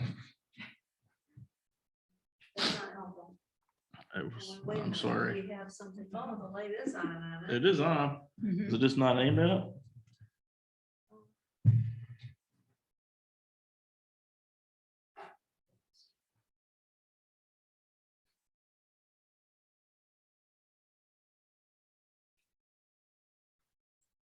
Brandon, can you catch the light switch back in that very corner? That'll maybe get rid of those lights. No. No, over there. Maybe that's just the other. Yeah. No, see, it's not there. Yeah, something's not. I don't think you'll get a picture until she starts projecting. Okay, That's the way they work at school. okay. Well, Dan has the expertise. I just know that it doesn't show up Right, yeah, until the picture's actually projecting from the computer. okay. You might get something dim if the lights were even dim more, Yeah, but you're not gonna see anything. So you're basically saying is that it's You have Melissa's to go fault. there first, and she's not there yet. Right? And you can just do it. We can just do the Zoom thing on another day. That's fine. yeah. All right. So the next question is will it let me do a slideshow via?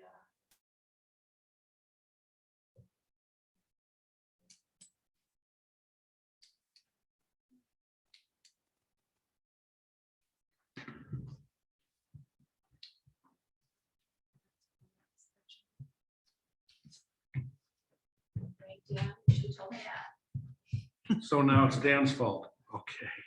And the projector lights on. It is, yeah. Is it an apple?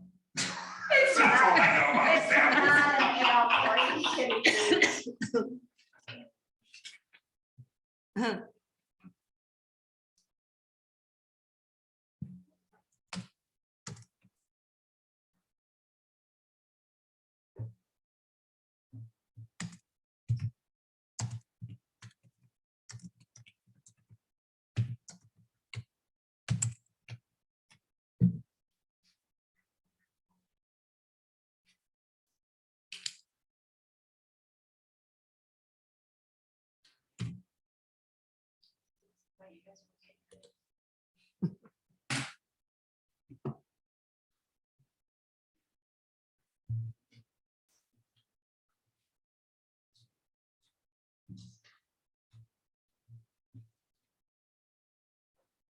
Oh, there you go. What'd you do, Linda? She Open opened it that. up. The window was shut. The window was shut. See, I thought I moved that. So now you just gotta focus it. This totally closed and it was just partly this whole area. The middle does nothing. until Oh. you click it. There you go. Look at that. Except you're gonna have to make it a little smaller screen Probably. unless you want to Back it Yeah, up. focus it. Is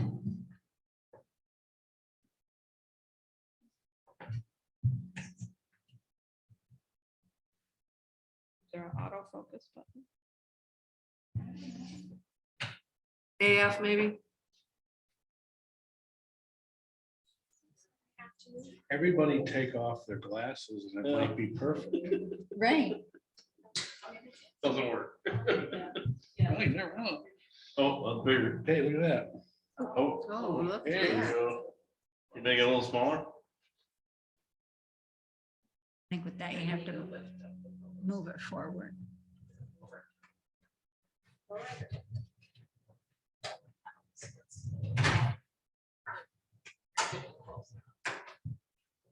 Move it forward. And then, yeah, now move it forward. It's close enough. And then All right, you're That's close enough. adequate. I'm getting there, I'm getting there. Yeah, you're doing a good job. Looks good. It's a little cricket, so you just don't have to deal with cricketness.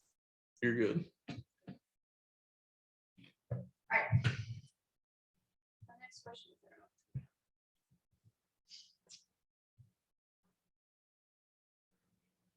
that looks nice.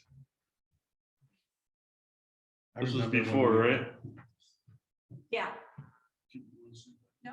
Oh, is it just gonna automatically? Did that get cleaned up?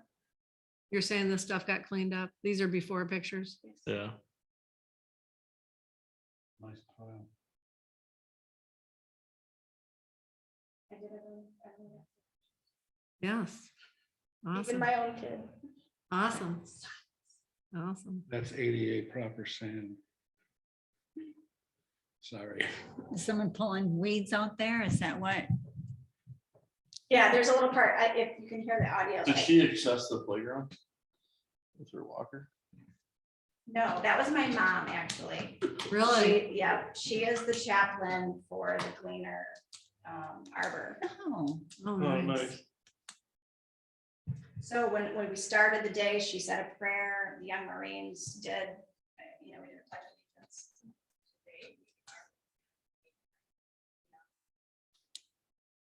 Down to help with safety zone material that gets moved over the years of use.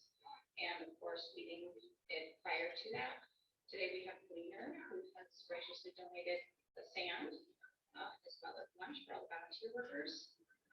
And we also have the Young Marines, the local Young Marines has offered to help volunteer as well. So we've got a whole crew of people and to make a great progress. wow. She's not- Amber. She isn't working very fast. So that was Amber and her mom declined being in the photo, so I said, okay. Her shovel was there.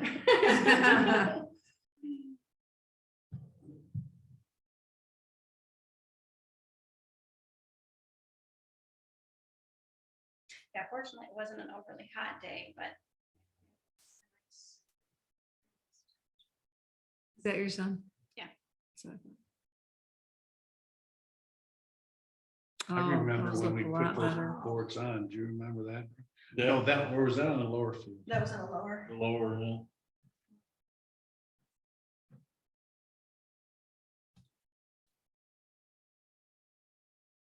Oh, There's look at Fran. I knew there. Fran was gonna be in there. Where'd you get those glasses? They're cool.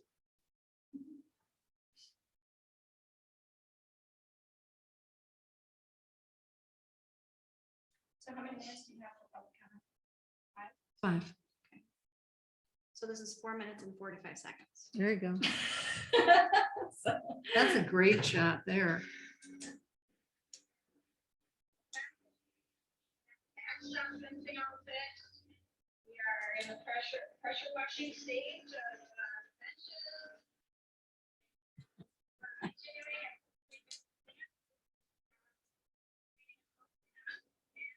Yeah, And then food arrived and everything stopped. Yeah.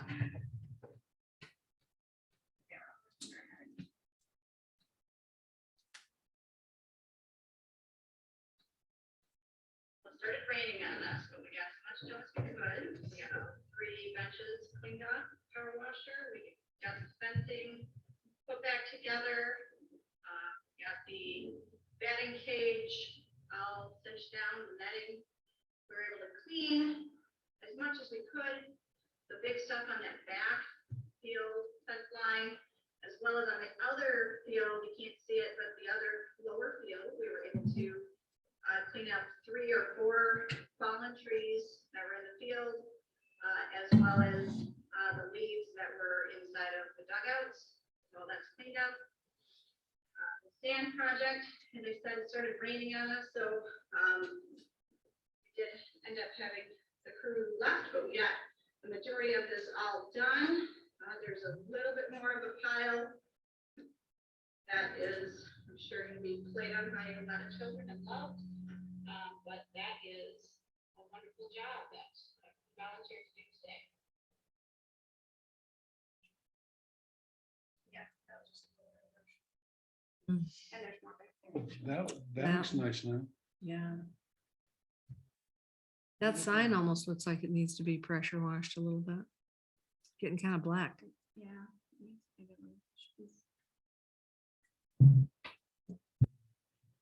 So then I went there, you know, just to kind of show like the usage rate, and I was just like, wow, this parking lot is full. Like, Yeah. it was, I mean, not all the way to the roadside, but there was a lot of vehicles there, so Nice.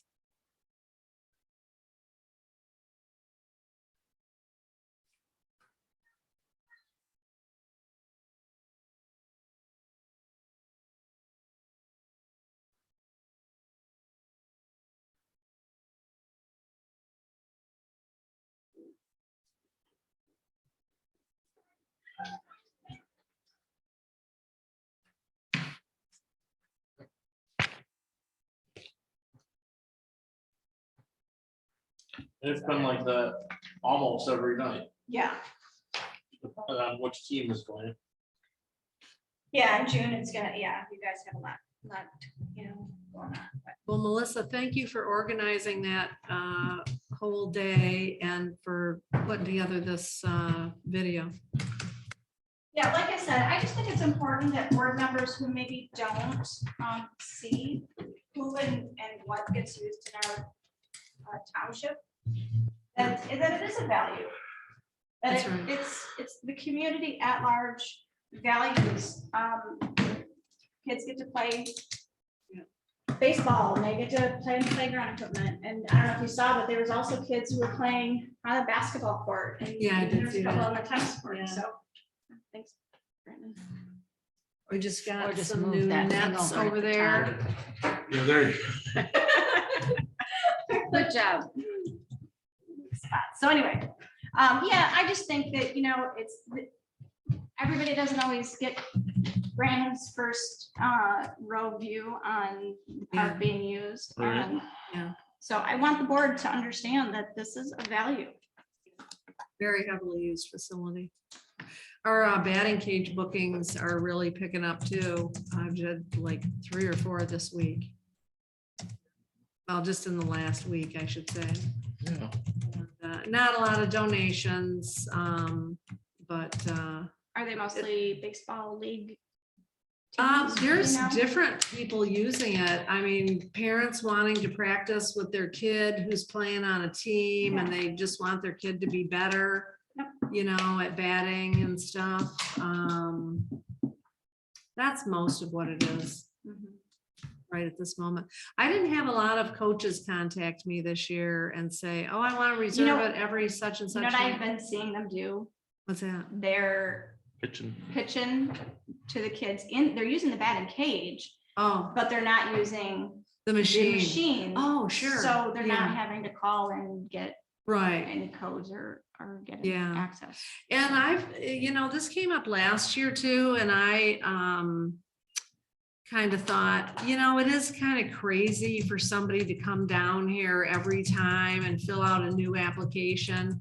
So what I've done is, and this hasn't even happened yet, but what I've told the last few people is, if you decide you want to use it another time than this, call me and I will add a date, I'll just add another application document, staple it to the one you filled out with the dates that you want to use it, put them on the calendar, so they don't have to come back down here again and sign.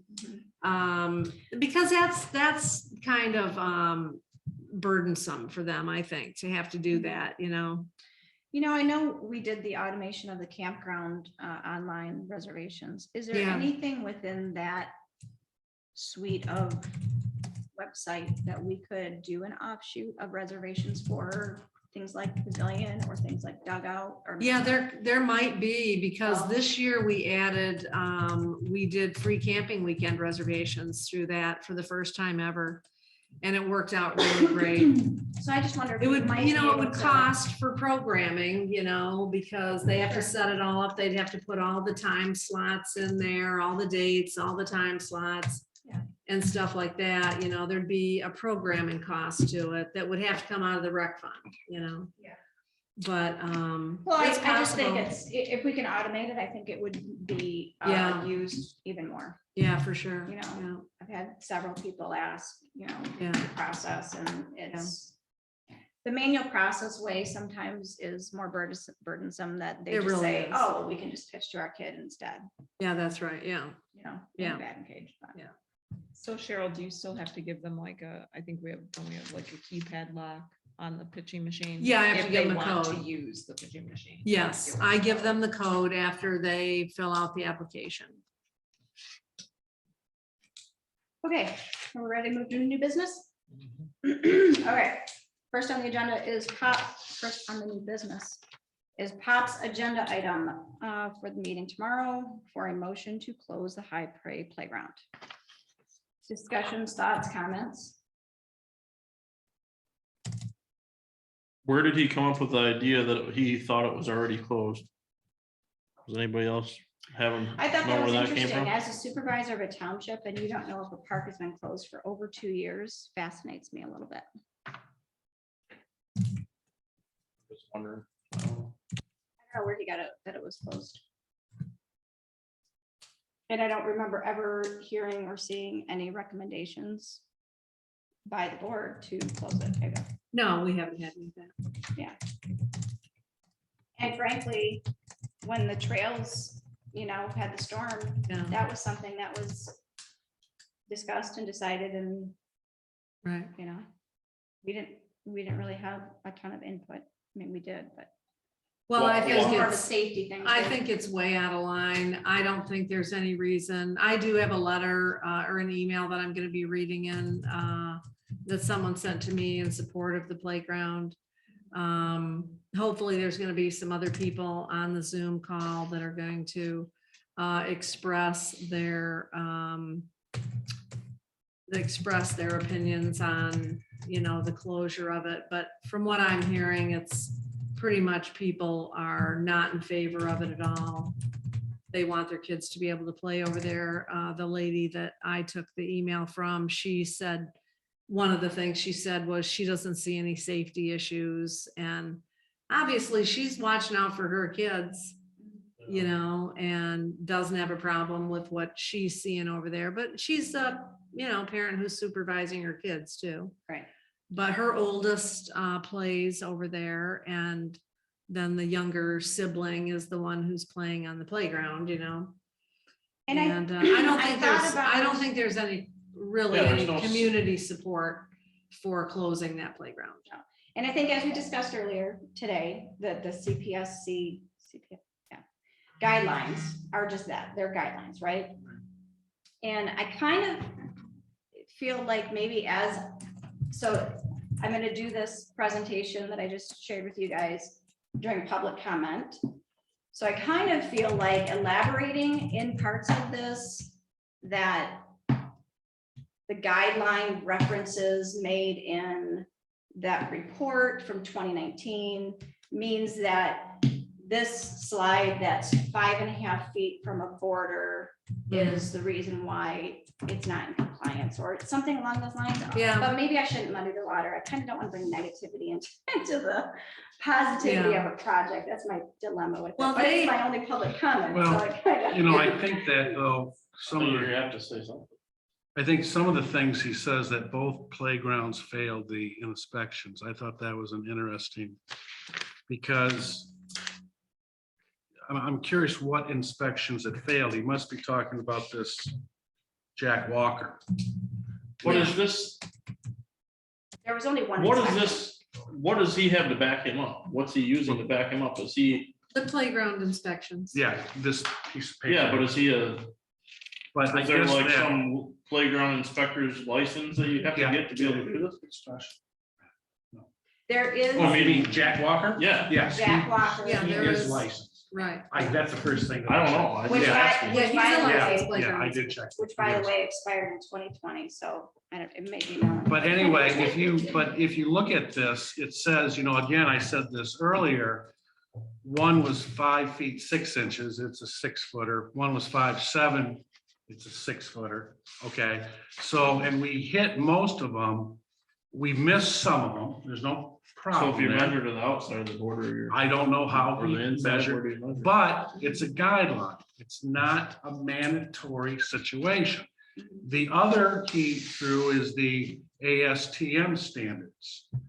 The Department of Justice, not, the US Department of Justice also made it clear that that's not necessary. Every existing site needs to be. So there's two, Right. there's the ADA and then there's the CSP, ABC, CPSC code.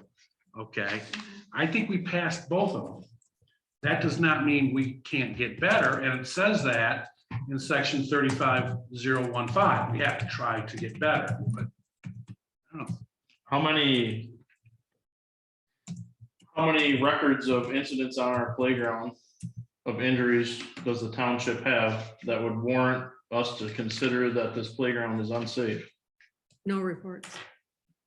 So why would we close it if there's not any safety issue that's happened in the past? And a lot of his allegations on the reason to close it was referencing to ADA compliancy, and we just talked about that. Right. That as we understood, the existing playground does not require to be ADA. And as a governmental agency, you should basically go through and kind of pick and choose. I mean, if you're a big town like Traverse City, you want to have a certain amount that is ADA compliance. I get that. And that's not that we shouldn't try to improve and We have to. yeah, but it's to close a playground that's existing, that's being utilized by kids on a daily basis is reckless. At the very least, it's I agree. not regarding community wants. Well, for some reason, there's a big focus on whether these two playgrounds are ADA compliant. And of course, we don't even know whether they need to be or not. But yet I can tell you in this building, we have ADA, we have things that are not ADA compliant inside and outside of this building. So So should we shut down the hall? that's what I'm asking. Should we shut down the township hall because we have issues inside and outside that this building is not ADA compliant? No one's bringing that up. So, So, I mean, do we want to do we want to have as a PRAC what a formalized sentence or statement for Cheryl to read at the meeting tomorrow to back our feelings and our progression of where we got to, how we got to doing the park, doing the expansion of the playground equipment. I And- think we definitely should. Okay, Well, not necessarily taking that road. Yeah. okay, I think there's, they're trying to hang this on a legal, they're saying that we failed the inspection. So therefore it should close. And I've made the case why I don't think that that's right. Mhm. However, I don't know if this motion is a, legal motion for legal reasons, or is it a political motion for political reasons?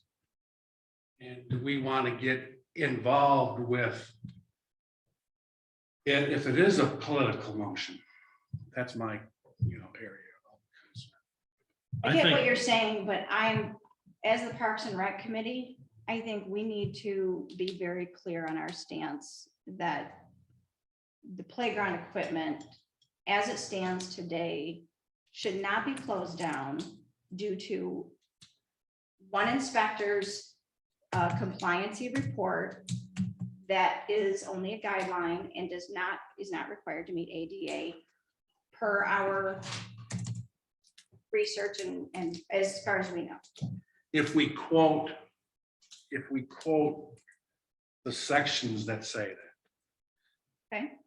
I'm fine with I that. think then we could, say, we think they should stay open because of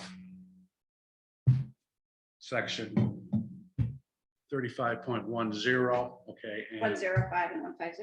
Yeah, and the US Department of Justice.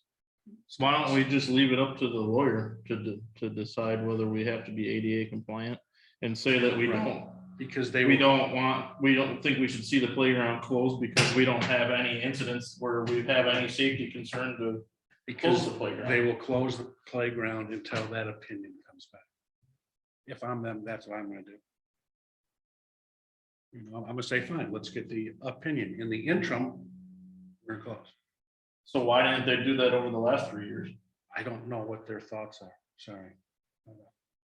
I don't think we should stipulate it based on And if- the legalities of going to the lawyer. I think we've asked Cheryl to Right. do due diligence on that. I'm good And with part of that. that is to know what we should do at the park as well. It's not just about this closure request. But I think that we do need to make specific, ADA, or not ADA, but the guidelines, this section of this guideline specifically states this, and it is strictly a guideline. And Correct. really the project that we just did was only to improve the safety landing zone. It had nothing to do with anything else. And if they didn't take away our $8,000 in our projects, one of our projects was to actually expand and improve And that would that have fixed, safety. That yeah, would have fixed all Yeah. of all of those. exactly. It's very incongruent to have the board take away all of the funding for improvements to the playground at High Prairie in February, and then in June want to close down the playground because, we've had this report since 2019, right? And so when you take away all the funding, I even said that at the last board meeting. They said, well, is there any plans to, fix the playground? I said, it's not in the budget. Yeah. So how do you expect us to do that? I didn't say this, but I was thinking, how do you expect that to get done when there's no money to make it happen? Yeah. So one of the things that I recall is when I first became part of this committee about 3 years ago, the focus was on Whitewater because I thought the problems were more significant. I remember a lot of talks about the rocks and the swings. The old Whitewater playground Not equipment was that deemed was unsafe. I know that. Oh. That was already gone by the time I got on the Oh, committee. gotcha. It was the new stuff Yeah. that I remember the discussion Yeah. being around, particularly around the swings and the drainage area Right. that had rocks. And I think there was even a motion at that time, but that's what I remember is we had this report, but that the problems at Whitewater were judged to be more significant than the ones at High Prairie. Am I remembering that right? No, that was. I'd agree with that. So that's why the focus was on that. I get a little concerned when you're talking about a 6-inch problem Right. versus a 2-foot problem. You know what I mean? It makes me wonder, I think somebody already brought it up. I wonder how they measured and if it was accurate. When you're talking about something that's only in violation by 10% versus something that's in violation by 50%. And something that's a guideline and not a mandatory situation. Yeah, that kind of bothers me that that's not in our construction code and stuff like that for the township. I think I remember that discussion also, people saying that there was no county inspection or requirement for any of this stuff. No, that's why they have third-party inspectors, but a lot of the third-party inspectors are working for playground companies. Yeah, because I checked on And this. I think the whole point that it wasn't even required, right? Yeah, the county doesn't do playground inspections. Right, that's what I remember Yeah, saying. they don't do them. It was referred, someone made a complaint. Bruce Remay from the construction code office sent an email to our then zoning administrator, Denny Habedank, saying someone complained that something's not being done at the playground.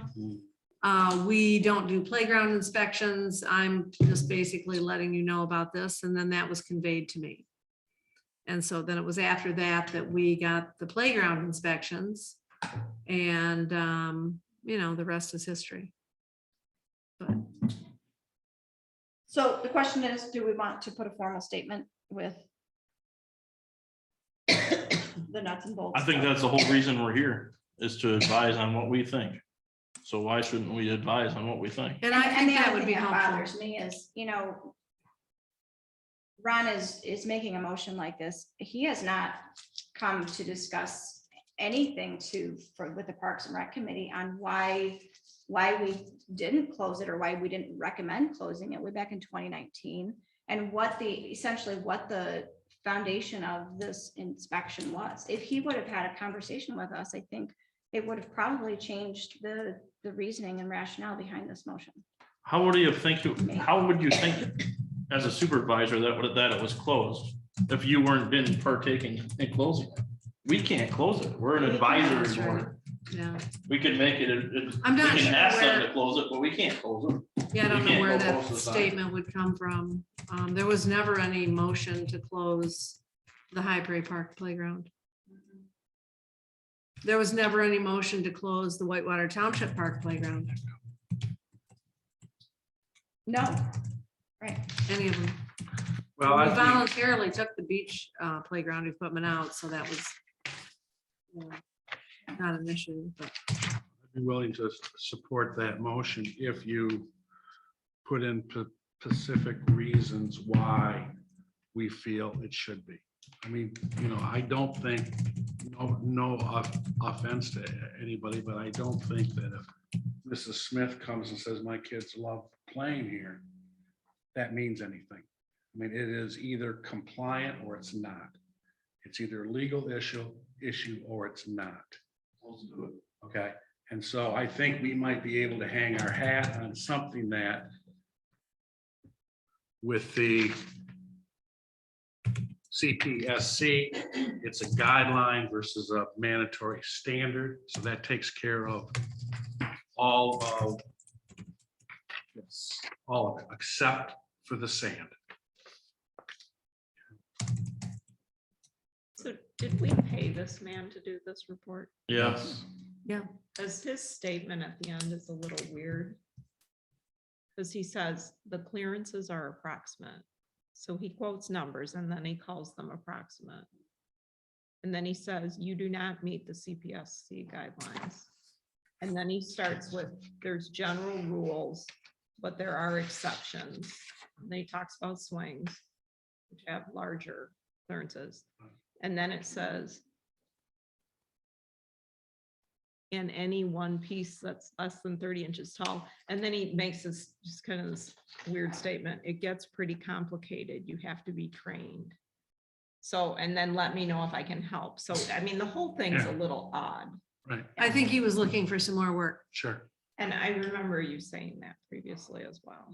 But everything he says here, let's And just, actually, he does say the inspection was done 5/15/2019, the date he put on it. So, if we assume the numbers are good, if we make that a assumption, everything else he said here is I checked the regs and the distances. That's a factual statement, but they're guidelines. They're not mandatory. And we're off by 4 inches on one.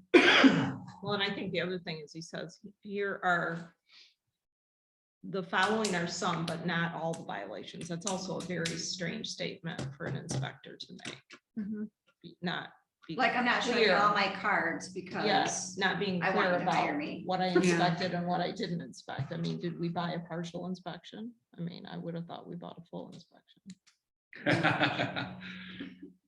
It just reads a little weird. Yeah, no, I agree. I had not seen this report before. This report was done before I was on the committee. Okay, so I think we should put something together. verbiage. We, as the Parks and Rec Committee, do not agree with this motion to, This is your motion. it's not a motion, it's just a statement that Cheryl's gonna read. We don't have to be formal about this. Okay. I want the idea conveyed. I don't necessarily care about the. Okay, so do you, I just wrote down Parks and Rec does not agree with the motion due to number one. The CPSC, which if you want to Yeah, I'll spell elaborate it out. what it is. Section, 1.1. 1.1. Yes, section 1.1. So it's 111. One Section space. 1.1. Yes. Yes. Subsection 1.1. Yes. Fifth paragraph.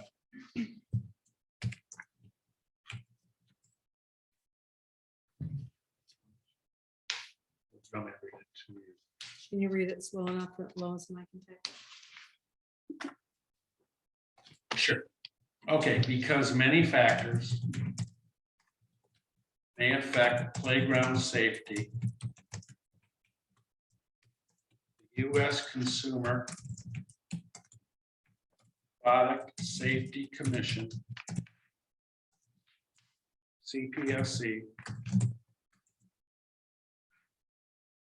believes that guidelines, comma, rather than a mandatory rule, comma, are appropriate. Period. Underline the word guidelines. The guidelines are not a mandatory standard. Period. That's it. And then I would encourage the board to completely read the handbook for public and playground safety. Like we had to. Okay, would encourage the board to completely read The playground for public, the handbook yeah, I'm sorry, for, handbook for public playground safety.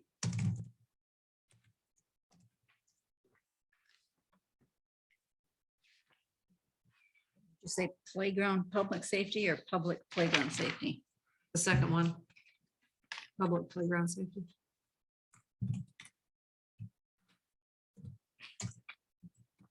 Is there another statement? Yeah, oh, yes, in the other one, it's the ADA. well, don't you want to further, or is this the ADA, the 35.105? Yes. Okay. Yeah. And that handles the CPSC in this report, because he quotes two things here. I would also make a statement while we're talking the CPSC, Yeah, that sand is an approved landing zone material. I think it's important to note that it is approved. There's some good words in one of these things. It's approved for.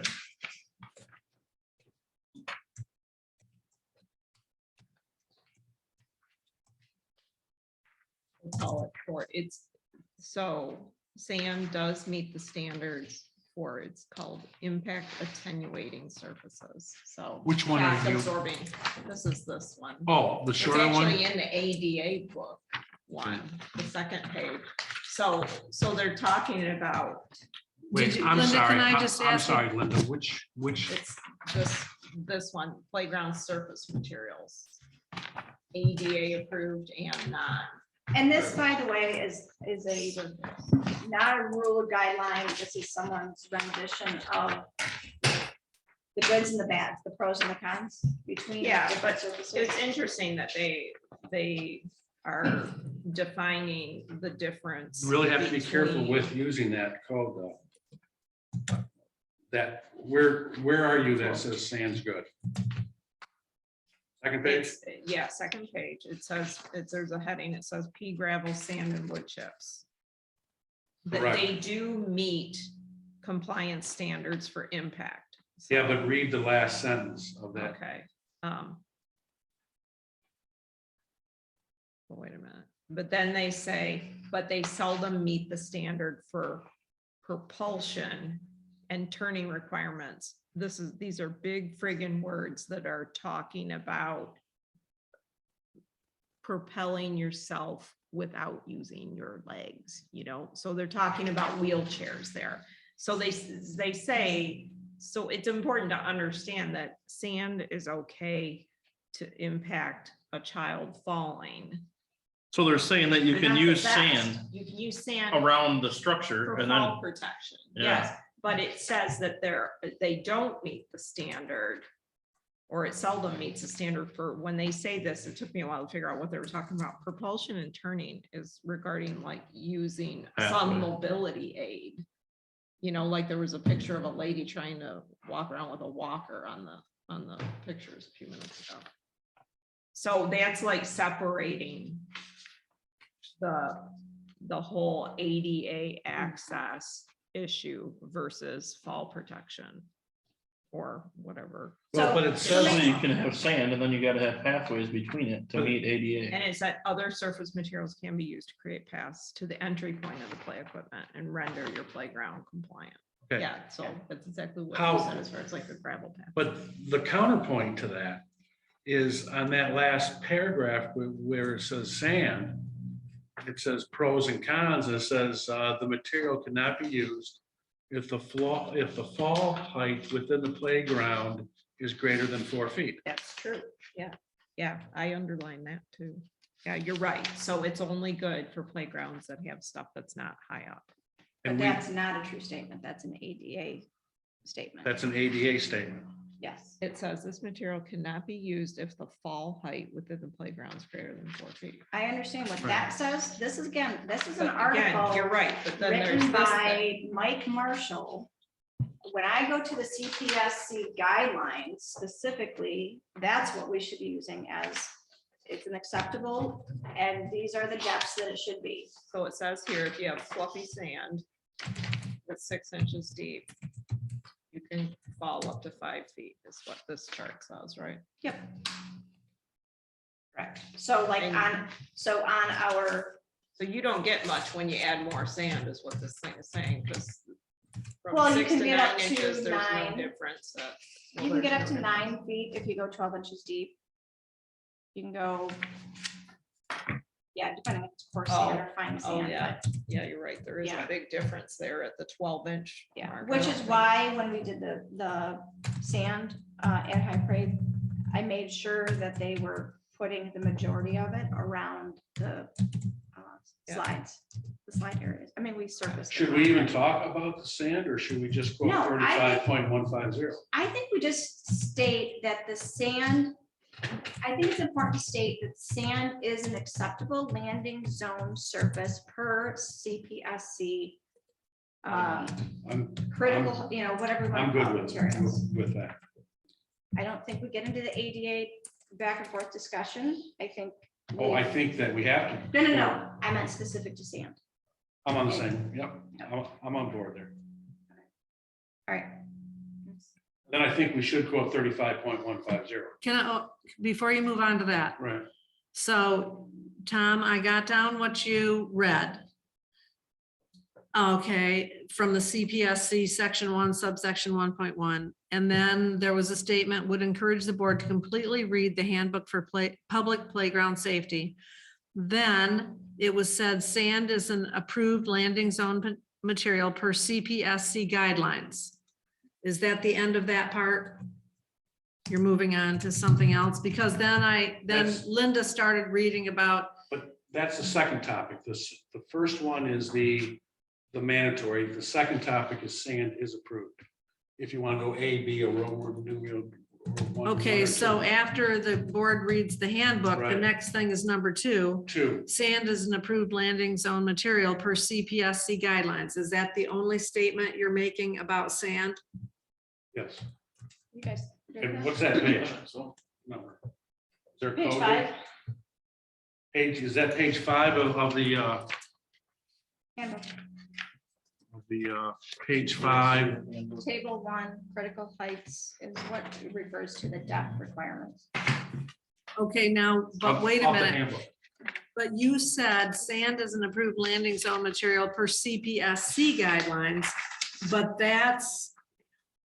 are the CPSC guidelines or what are being referred to in the handbook for public safety? yeah, this table was out of the CPSC. Well, because it says handbook for public safety, so is that the CPSC guidelines? Okay. Yes. So really, per CPSC guidelines in the handbook for playground safety. Right. Table 1, page 5. Table 1, page 5, got it. There you go. Now are you moving on to number 3?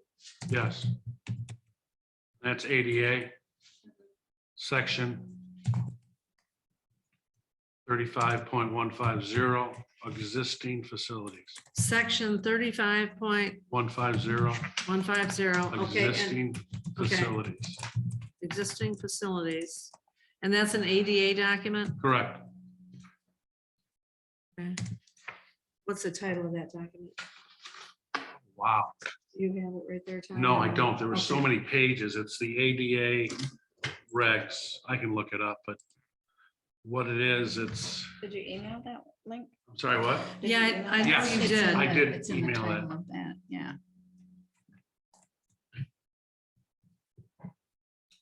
This says part 35, non-discrimination on the basis of disability in state and local government services. Okay, so it's part 35 of Part 30 Americans, here. of the Americans with Disabilities Act? That's the top of the title. Okay, part 35, okay. Of the ADA regulations, section 35.150, existing facilities. And what's the statement there?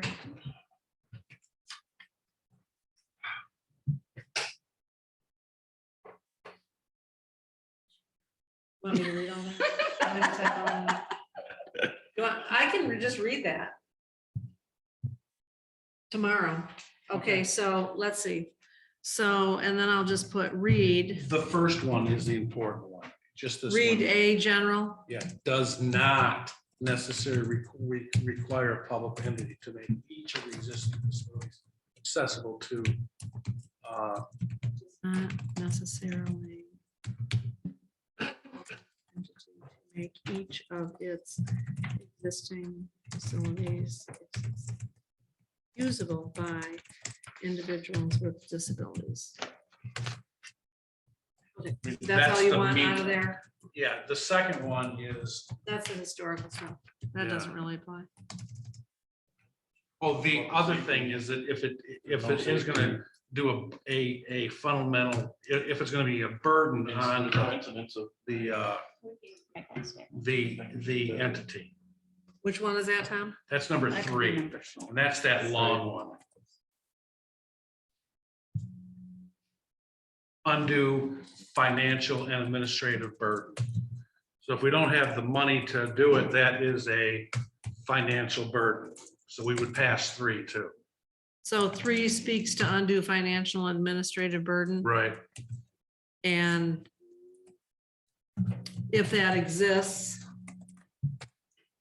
the municipality doesn't have to comply, is that Correct. what it's saying? So is that the 4th thing? Third, Still or I'm part of sorry, the 3rd? Still on the 3rd, Okay. it's, even though that paragraph is long, You can hang your hat on that also. I think that number one is the important one, Right. Two is not really relevant, right? unless we want to consider our historic monkey bar property. There you go. Right. Because I think that's what it is. I think we need to make some statement about the safety too, that there's been no. Okay, Are you still one going? more, yeah. The fourth one is the US Department of, oh, can I go? Yeah. The US Department of Justice has made it clear that not necessarily every existing site needs to be made accessible.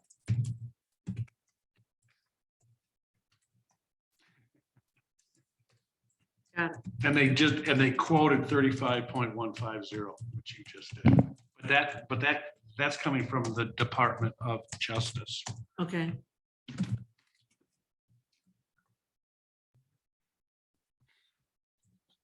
And then the fifth point. Brandon. I think we need to put something in effect.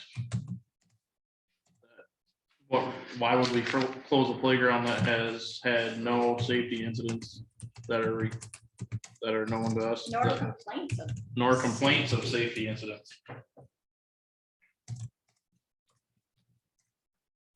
Why would a complaints of playground be safety. closed which has had no, how did you word it? No formal complaints. No complaints or, I don't even say formal, no complaints. I put no complaints. or incidents. Safety incidents. Or safety incidents, yeah. Why would a playground be closed which has had no complaints or safety incidents? Maybe just not question it like that, make it as a statement. Yeah. We have Okay, this not- part did not playground receive- should not be closed. We have Which not has had- received, the township has not received any complaints or safety incidents. Any complaints of safety incidents? Yes. And to finalize it, we also did an annual safety and maintenance inspection for any wear and tear concerns, I guess I would call it like that. Usage concerns, Wear and tear concerns? sure. Or usage. However you want to say it. For any usage concerns? Is that the sixth one then? Yeah. Are we Say good? that again. Okay, so as I understand 5, the township has not received any complaints of safety incidents. And number 6, we also did an annual safety and maintenance inspection for any usage concerns. I don't. So the Park and Rec Committee Yeah, did that, You did an annual what? safety. Safety and maintenance checklist. Well, yeah. I call it a checklist because it's not like I'm an inspector. And so that kind of begs the question, what was found? It's in the report that I supplied. I know, but Nothing. you found nothing. Nothing Found of that we need more concern. sand. Right. Nothing of concern was found. Right. Is that fair? Yes, that's fair. I did take a picture. There's one corner off of one bench that's been chipped. Mhm. It wasn't a sharp edge. It wasn't anything. I felt like it was safe, like no one could get their arm in there. Right. And Are you gonna ask, do you have to ask to get that opinion from the attorney for the ADA stuff? No. Oh, you can just do that? Mhm. What'd you write for the statement for the safety one? Wasn't that 5? The township has not received any complaints of safety incidents or injuries. Or injuries? or did you say complaints? Safety Or complaints of injury. complaints or injuries. Or injuries, yeah. Has not received any complaints of safety incidents or injuries. Yep. What if you expanded that and just kept going? That would warrant consideration of closure of the playground. I don't think, Or you don't do because makes it sound like there were some, but they weren't serious. Yeah, you're right, it does. This is enough. They're either gonna Yeah. say, okay, we don't have any cause to close this, or they're gonna close it. So is it possible that there was confusion because we did have the playground closed at Whitewater? Is that where the confusion came from? Because I think we had the Whitewater playground closed for Parts of it, at least a year, if not a little bit more, right?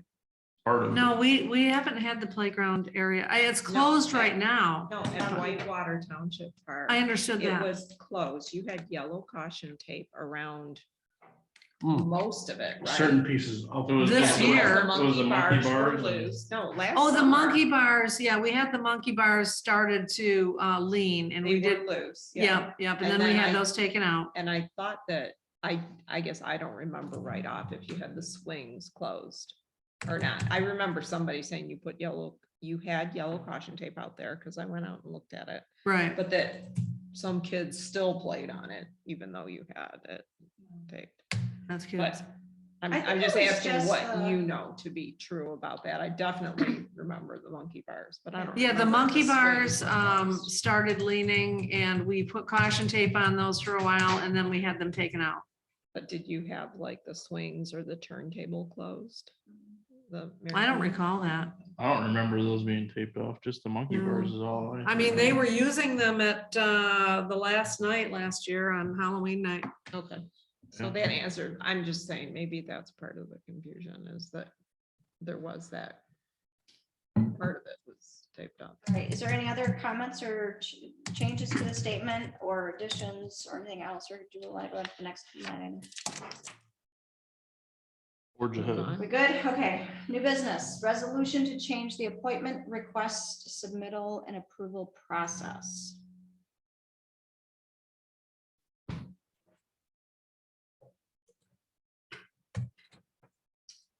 This motion.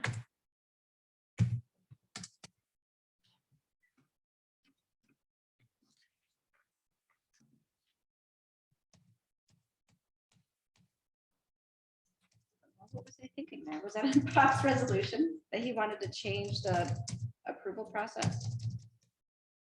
I don't know what this refers to, actually. I wish we could change the approval process. Oh, the approval process of the appointments of PRAC. That's what that was. I'm sorry. Oh, yeah. My brain's a little fuzzy. Yeah, you know, it's really concerning to me that I have had people who have applied to be on the Parks and Rec Committee, and it has not gone to a vote to the township board. I would really like to know and change this standard that it gets funneled through one person to dictate whether or not that person can be brought in front of the township to have it evaluated by the township board for approval. It gets picked by one person, whether it gets by that gatekeeper, and if it doesn't get by that gatekeeper, then we lose valuable people, and that's ridiculous. I think that's the process. That's what I'm the problem. saying, is I would love to see a change to that process. Whether it's a resolution, whether it's a request to the board to change that as a resolution. I would like to see, and furthermore, Parks and Rec we don't even get a vote. We don't even get a discussion point.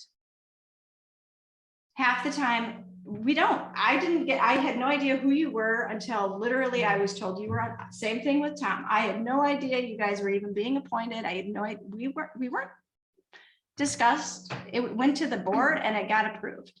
I understand that you don't like the process, but it is the process, and I think the only people that can change the process is the board, right, Cheryl? And I Precisely. wonder Is what that- the ordinance actually says. I'm talking about ordinance 48 that established the Parks and Rec Advisory Committee.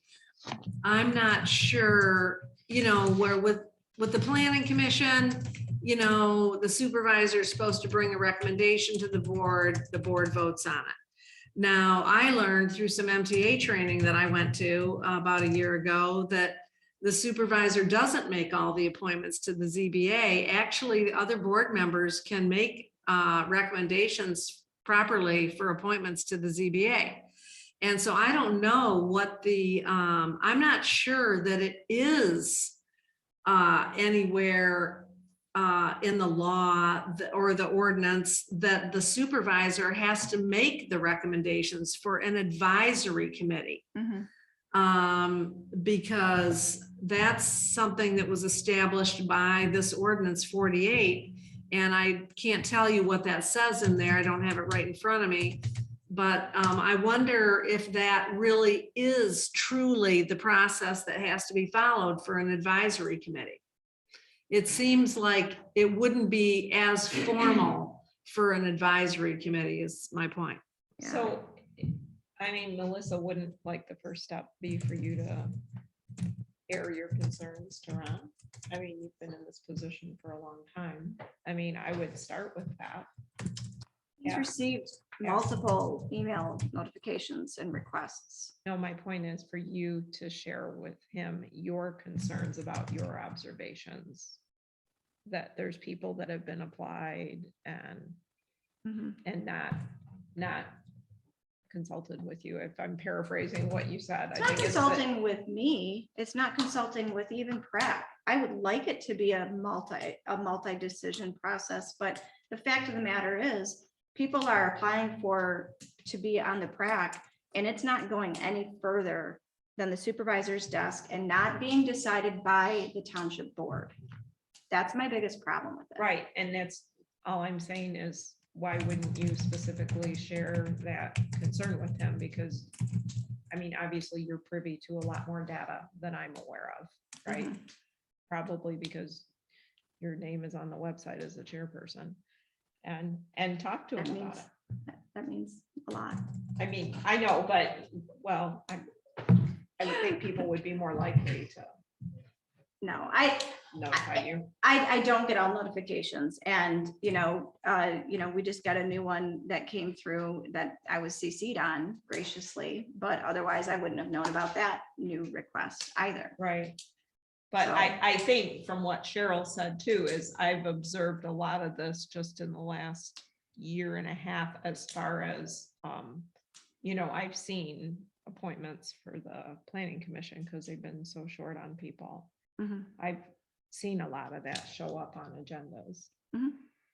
And I assumed that it was all the same process, but like Cheryl is saying, Maybe it's No, I it's mean, I not. would start by talking to Ron about it, just because, I mean, So the zoning board Public can, comment. can appoint their own, or can they No. recommend? I don't remember exactly. What I remember of the training Get the ordinance out, that look at it. I went to was that other board members besides the supervisor can bring recommendations for someone to be appointed to the zoning board of appeals, not just the supervisor. Now, with the planning commission, that is in the planning enabling statute that it has to be the supervisor, because we actually asked the attorney, because I thought the planning enabling statute was unclear about whether the ex officio member, which is the township board representative, they serve because they're on another board, right? That's called an ex officio member. And we actually consulted the attorney's office about whether that position could be someone could be recommended for that by someone other than the supervisor, and the township attorney said no. But that's not the same process for the ZBA. And I think, where is there in the law statutes about parks and recreation advisory committees? I don't think it's in there.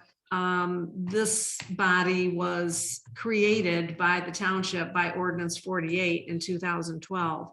So I think that ordinance should be consulted first to see what that actually says about where the authority is for bringing recommendations.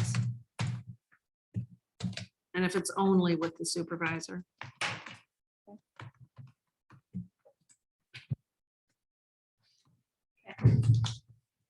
Okay, we can table that discussion then. I'll look into the ordinance 48. We can discuss it next month's meeting. I wouldn't mind seeing a copy of ordinance 48 if Cheryl's gonna get it for you. I mean, I don't think it's online. Yeah, I thought I'd Yeah, sent it I out thought it before, was. but Yeah.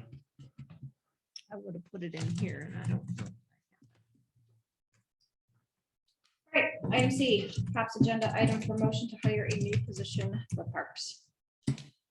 Discussion.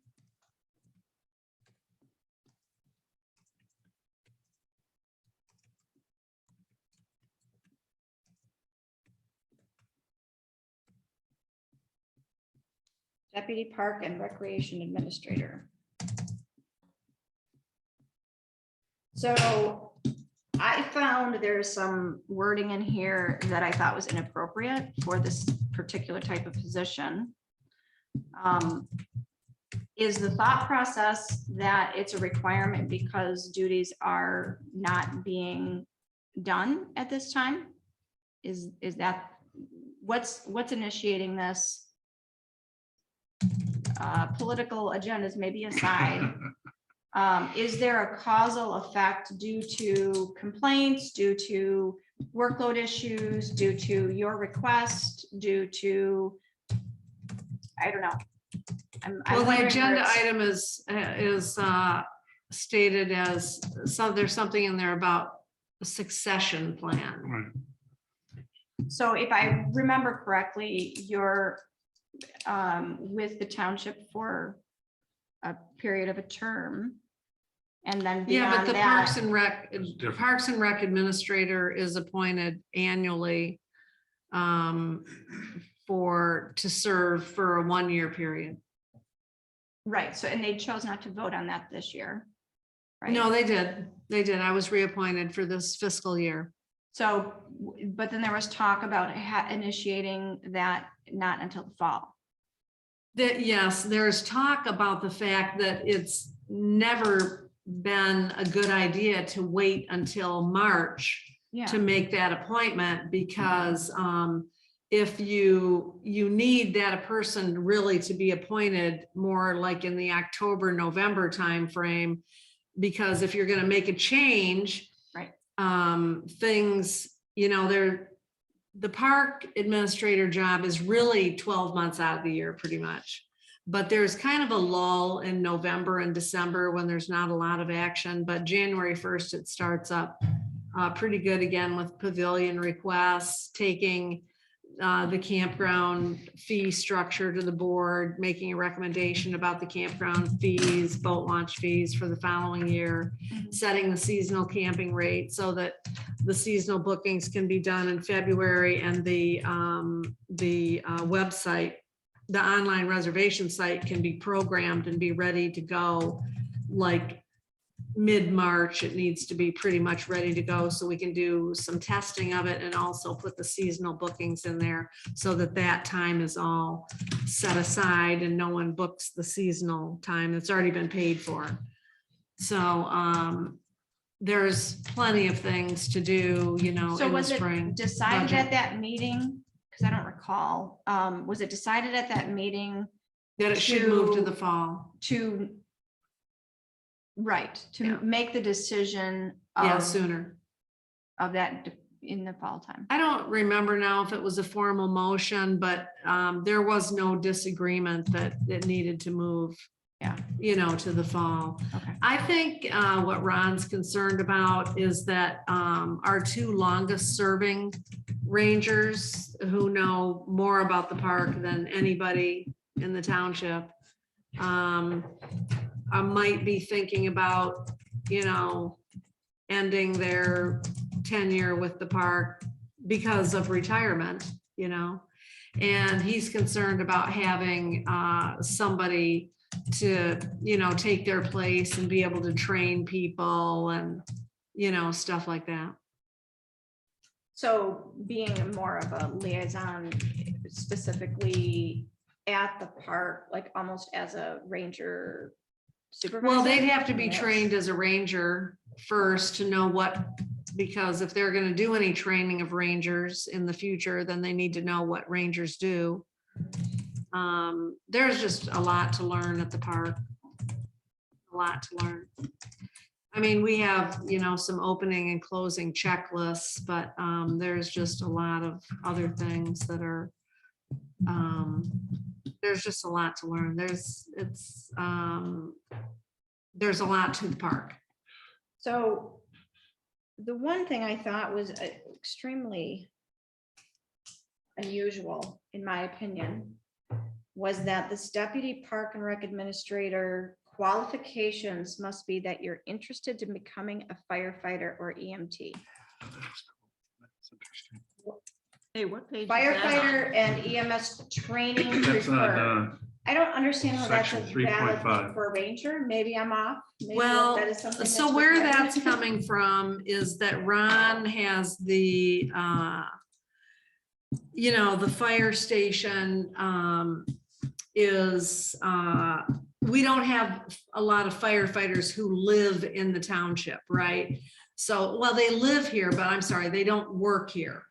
So what happens is the chief is a full-time employee, but he's not always in the township either. And so Ron thinks he can improve the response time by having someone in the township, you know, who's in the township, working in the township, who can respond. Now, previously, people who've been on the fire department have worked at places like Classic Farm Equipment and the casino, and they were able to leave their employment when there was an emergency call.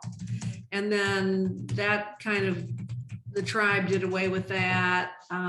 There's, you know, there's not a lot of employers who really want to let people leave during the day, you know, to answer a fire call or whatever. And then we have the fact that there's very little employment available in this township. So pretty much everybody works in Traverse or some other place, you know, and they're not here during the day to be able to respond in any kind of meaningful response time, you know. Wouldn't it be You can't great just have for the chief responding all the time. So Ron is trying to create a position that you know, would have somebody that's here in the township that would be able to respond. I think you're going to be very hard pressed to find somebody who's interested in becoming the deputy parks and rec administrator and who is also interested in being a firefighter Yeah. or an EMT. I just don't, because here's the thing. The park is closed 7 months out of the year. So I don't know where he wants this person to work. They can't work out at the ranger station. There's a seasonal road that's not plowed and no heat at the ranger station. So they're not going to be working out there in the winter. We don't have any room for them to work here at the township hall unless they're going to have a little desk over at one of these tables or something, you know. It'd I be don't great if know. our supervisor I was an don't know EMT where or they're firefighter. going. I don't know how you're going to get a, I mean, certainly the salary that's proposed is quite a handsome salary for that type of position. But where is this person going to be? You know, where is this person going to be in the months of the year that the park is not open? I'm here Well, to it tell you that says- there's things for that person to do, but where are they going to be? Are they going to be working from home? I mean, I don't know. I didn't see anything in there Is about this a that. year-round position? No, it says will work as needed during the months of January through March. So as needed, and full-time April through October. But that doesn't address where they're going to work. So the goal with any type of firefighter EMT position is that they are working in the township so that they are close by in order to respond. You know, they don't have to come from Traverse City. They don't have to come from Kalkaska. They don't have to come from Elk Rapids. You know, that's one of the things that the Elk Rapids Fire Department really enjoys, you know, a pretty good membership up there, but Elk Rapids has jobs for people, you know, that are full-time jobs that are jobs that you can make a living on. You know, you can sustain yourself on those kind of full-time year-round jobs. So, and I whether don't know, they, I'm sorry, but there's a lot of home people. I mean, a lot of people who are working from home nowadays. I Yeah. think times have changed on that aspect. I don't think it's people have to go to a brick and mortar office at a oh no, particular I'm not business. saying they have to either, but are you going to get somebody that, the goal with the firefighter EMT is that they're gonna be close by, like within 5 minutes of the station, Sure. 5 or 10 minutes of the I don't station. know. I mean, I get the dilemma on that. I'm just Yeah. looking at this strictly as, you know, I used to write job descriptions in previous managerial positions. And, you know, when you're going through and looking at what the true responsibilities and qualifications of a job, when you start piecemealing and merging other job requirements, other positions within that, number one, it becomes very, very challenging to hire someone. Yeah, And number two, it's, you know, it's self-serving for the township, and I get that, but it's not necessarily reflective of what a deputy Parks and Recreation Administrator's responsibility It should is be. not a requirement though. It's not a requirement. But he's It's, saying, do you have an interest? Sure, I have an interest to be a, no, it says firefighter and EMS training preferred also. I get it. It's not mandatory. right, it I says do in get that. interested. He says, okay, I am interested. Usually it's separated into minimum qualifications and then preferred, like kind of Yeah, separated, two right. buckets. Yeah. So I thought that was one of my only other major things as I was reading it. I don't know. I mean, the board has to decide if they support this idea or not. And I also find it interesting that they completely take out all of the Parks and Rec budget for any kind of capital projects for this year, because we're in such a disarray with this township money. We don't have any money that we can appropriate to capital projects. And he wants to spend almost $40,000 on a position that's full-time 3 months out of the year. yeah, I know, 5 months. Well, you know, we have talked about 5 months. the township and hiring a handyman, some guy just does little things. Don't have the money, not in the budget, don't have the money. We hear that every time. Mhm. Yeah. And that position was also talked about. I don't believe we put it in the job description. We did approve a job description for that, I believe 3 years ago in 2019. I can't remember if that had any firefighter EMS preferences in it, but I don't think it did. I don't think it did either. And we still need that person. We still need that person. This building is maintenance is not even being talked about for this building. That's ridiculous. I mean, right now you're pulling rangers to do it. Right, yeah. And the fire Exactly. chief. And the fire chief. And the fire chief. That's- I tried to get Ron to get somebody to fix a parking lot light back in October. And the response to that was an $8,600 estimate from a local electrical contractor this was for one parking lot light that was out at the back of the parking lot. And the estimate was for $8,600 and some dollars to replace all of the parking lot lights, replace all of these lights with 8-foot LEDs, replace all the ceiling fans. And it never was even brought to the board.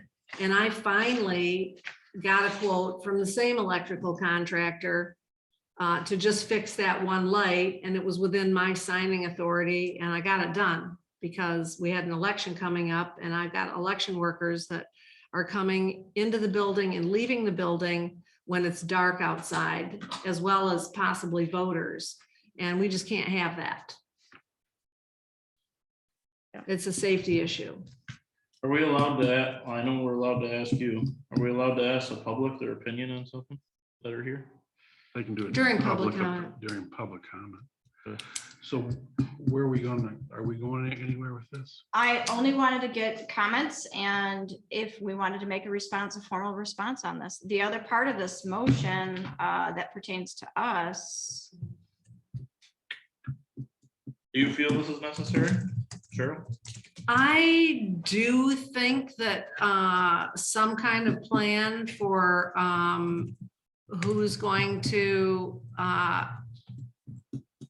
and actually I do feel that something needs to be done about figuring out who's gonna do the training out at the park and stuff like that. I mean, it's gonna be a working position. It's gonna be somebody who's gonna do a lot of ranger shifts and stuff too, when staff is short and stuff like that, because that's what I do. I've been a working manager out there. I've pulled many a ranger shift out there and done every single duty that there is on the list out there. So this person would work underneath you, like if he was here It right now. doesn't state No, that. it does not. No, it state doesn't that. say It doesn't say that. that? It says something No. very different. Yeah, It than says that. they work for the board. yep. And furthermore, I'm kind of confused in how it coordinates with us. Well, it says it right there. What does that mean?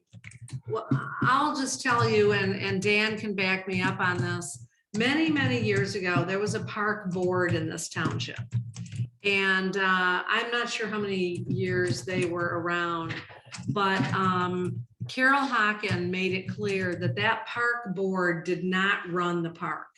There's a lot of decisions, day-to-day decisions that have to be made at the park. You can't wait for a park board that meets once a month or even a park advisory committee that meets once a month to make decisions about things that need to be fixed or, No, it you should be a know, big picture thing.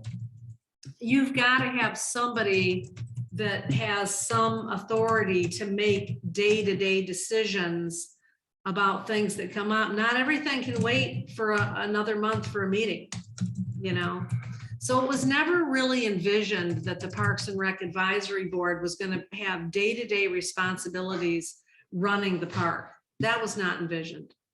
Well, it could be just like, that the fire chief runs the day-to-day operation and reports to the board. That's right. Yeah. I mean, he does that. Because Right. this is the part that bothers me. It says, the second recommendation is for the PAC to once again establish an advisory role with the camping park to facilitate a group of people who are familiar with the general operation of the venue.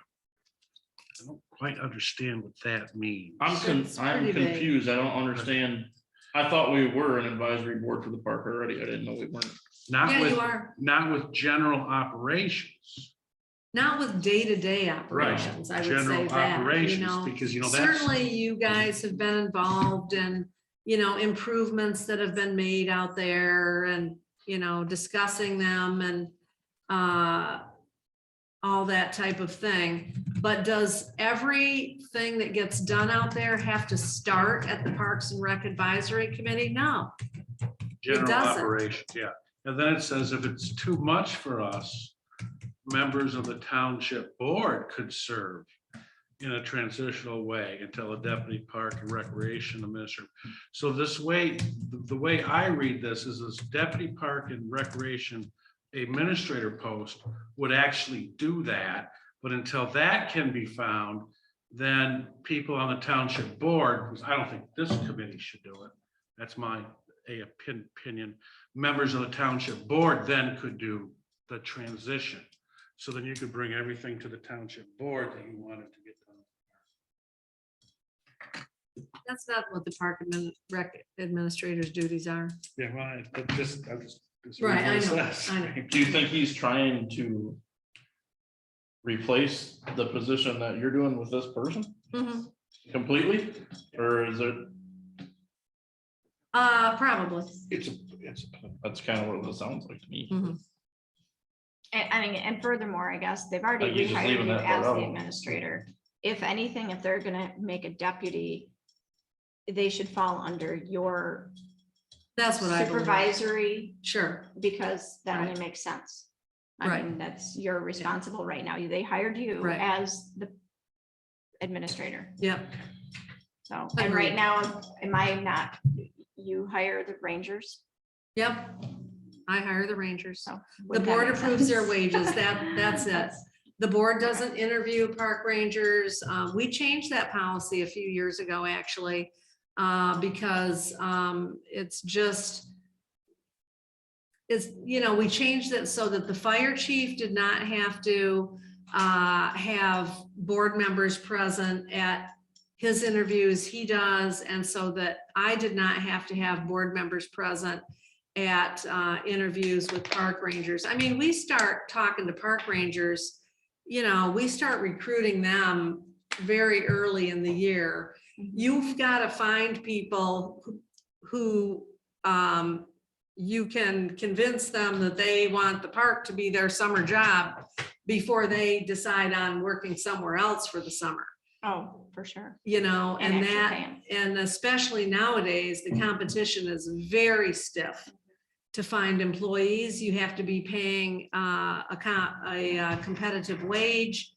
You have to talk to some of these people quite early, so that you can have some people that are, we're not taking them out and giving them a tour of the park in March, right? But they do get a tour of the park eventually, and usually it's in the latter half of April. And we've found that you want to take people, prospective employees, on a tour of the park before you actually hire them, because you want them to know what all the duties are that are going to be expected of them. Because let's face it, it's not all sitting in the ranger station and selling boat passes and printing out campground registrations. It's cleaning bathrooms and portable toilets and cleaning campsites and cleaning up some fairly disgusting messes at sometimes. So not everybody wants to do that.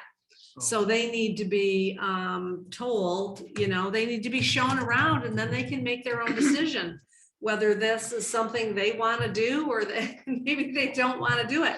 We want to know that before we get to the point of, they're having a physical and a drug screen and a TB test before we're expending money on them meeting the requirements to work for the township. If they don't want to do the job, we want to know that first thing. So I just wonder if we should suspend this discussion. I don't know that this is going anywhere. It's a. Right. board I only decision. brought it up because, it does bring us into it as far as. Yes, it does. And I think it's fair to say that in the last 3 years, I've observed we spend most of our time on everything except for Whitewater Township Park, and Cheryl takes care of Whitewater Township Park. That's how it's been run. I mean, that was discussed in detail a couple months ago in a meeting. Right. When a resident. came Well, forward. I think that we should Because- just see if this goes through and then decide how we wanna. Okay, so we don't want to make any statements or comments on our report I back mean, to. it sounds to the me board. like an exploratory discussion at the board level. Yeah, who knows what's gonna happen there. And I would just say that the parks administrator is charged with making the day-to-day decisions at the park. And so that's why a lot of decisions are made. While it's not that I don't care about your opinion, and I have asked your opinion many times, there's decisions that have to be made that, The park needs to run. that's right, the park Yeah. needs to The run, the park needs operational to be side of it, operated. yes. Yeah. I do, I guess from the standpoint of a Parks and Rec Advisory Committee, I do agree that on large scale projects and things like the playground, things like the boat launch, things like, where we could maybe help facilitate, I don't know, getting maybe grant money or looking at a project from a different angle. That I would like to see more of those discussions Sure. within the PRAC. I don't think that it's not, we don't make any decisions, so maybe we could help and bring some light or thoughts on certain things. So that would be my only comment about that. We, as far as the new business goes, we have grants, and unfortunately, we've spent all of our meeting tonight derailed with other memos and motions that we're gonna have to postpone that decision until a future meeting. We have to do public comment yet too. I know we do. Okay. But are you guys okay that we're not gonna go through and talk about grants? Okay. Next meeting is July 12th, 2022. Oh, I'm sorry. I do want to make one other comment, just to get your guys' take. There is a July newsletter going out. Are you guys okay if I put together a little blurb on the High Prairie Park cleanup day and kind of what we accomplished? Is a Sure, why not? parks update? Okay, I just want to make sure you guys ready for that. Okay, public comment. Any public comments? Can I just correct one thing, Melissa? Sure. The date of the next meeting is actually July 11th. Oh, The 12th is the board meeting. okay, thank you. Yeah, thank you. Sorry. No Sure, I worries. have that in my calendar. Yeah, July 11th. I do. July 11th. Give a comment. Okay. Yeah, right here. My name's Dan Bellinger. I'm a 26-year member of the community, so I live here. I've worked in Whitewater Township Park for the past 16 years, so I know a little bit about the park, quite a lot about the park. And I heard an enormous amount of discussion about playgrounds tonight. Playgrounds that are at the north end of the campground and playgrounds here in the local community. And I think it's great that we work on playgrounds. But the biggest playground, the most important playground in this community is that waterfront. You talk about dangerous places for our community, not the tourists that go in the campground.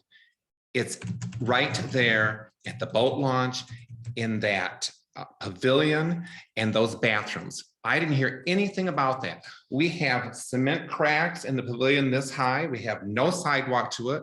We've had portable bathrooms for 14 years.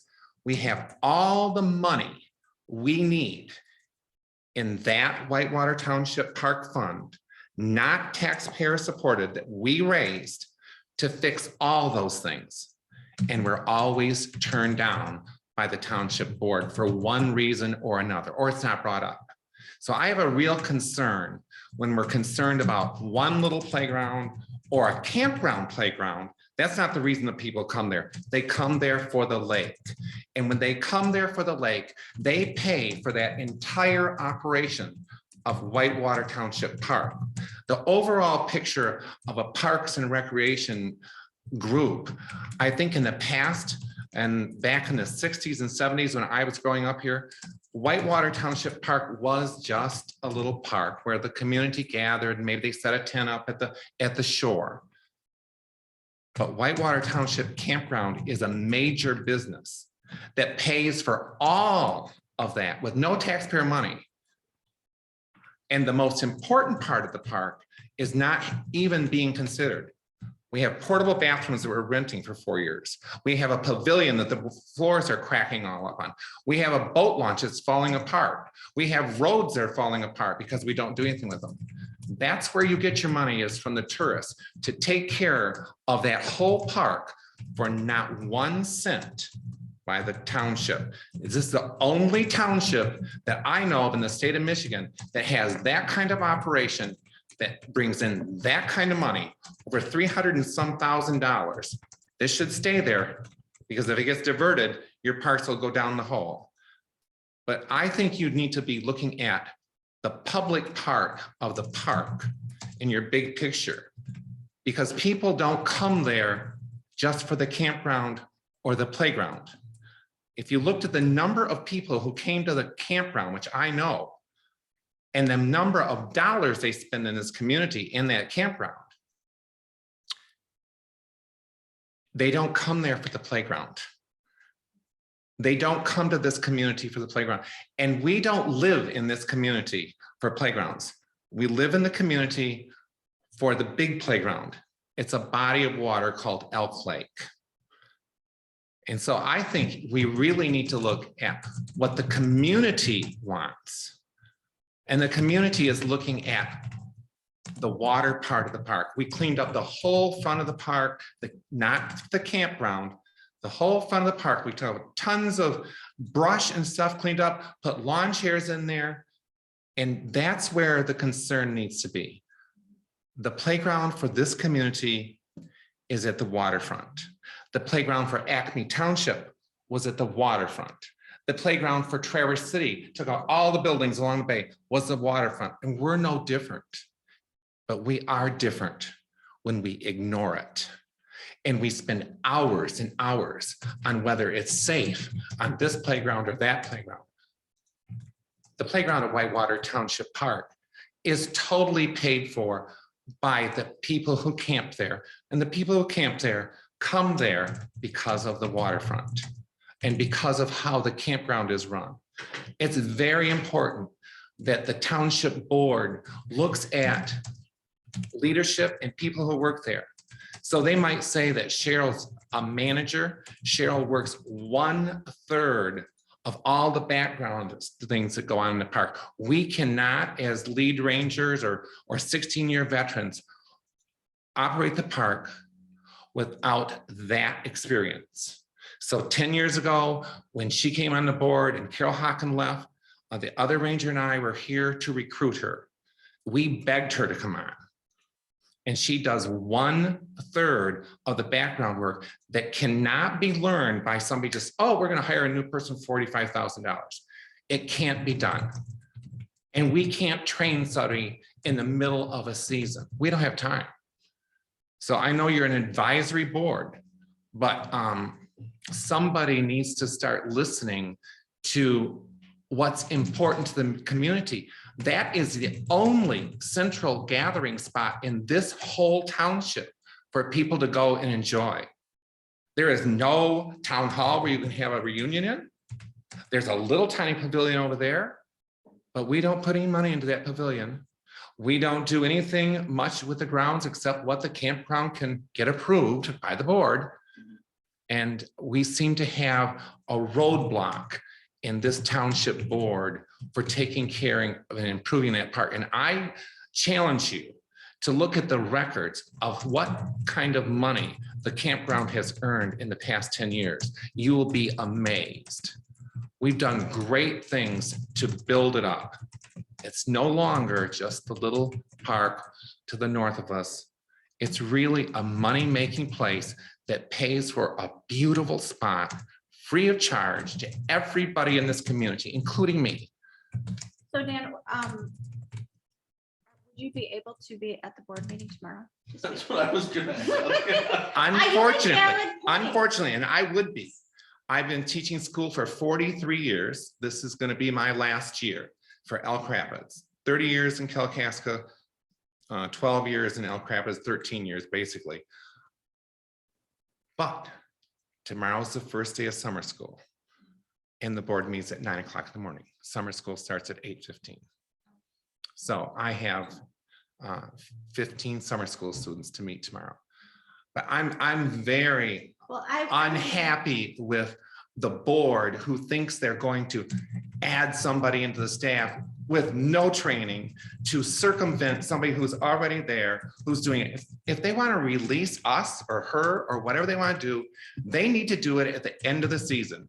When we hire a principal and the principal doesn't work out in the school, they work the rest of the year and that's the end of their contract and they hire somebody else over the summer. And that's the right way to do it. A superintendent's exactly the same way, except they pay them off. So to hire a deputy administrator, what does that mean? And if you look at the last sentence in it, it says, well, then the board will run it if the advisory committee. That just means that one person on the board is going to take it over who has no idea what's going on. There is the one person on the board. That's the person that needs to be there. That's the person we need. And she doesn't just manage the park. She does 1/3 of the work. She does all credit cards, all the money management, all of that. And she is a great support to us when we have drunken customers. And we have a lot of those. Running the park is a $300,000 business. It can't be run like a township board. So I'm very disappointed in the direction a lot of the discussion. I appreciate everybody here, but I just think that the truth of the matter is there has to be a focus on parks and there has to be a focus on the campground, and they're two different entities. In the community, the local community is not interested in the campground. They're interested in the park part of it. There's lots of people that come there. They don't walk the trails. They come to the beach. They need the beach fixed before July 4th. So I'm sorry, I'm adamant, but I feel that way. And Well, thank you for speaking. Yeah, I'm gonna be at the board meeting tomorrow, but I don't think I could express the emphasis that you could put on it. So I'm sorry. that well, you they can't just be can there tomorrow, replay it, but- can't they? Yeah. Thank you, guys. All right, thank Thank you. you. Thank you, Dan. Appreciate it. All right, any other public comment?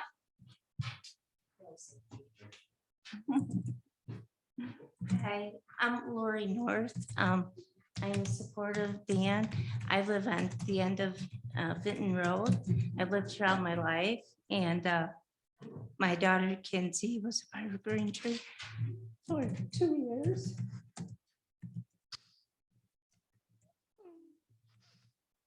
She died 5 months ago, but it was really, she just loved the park so much.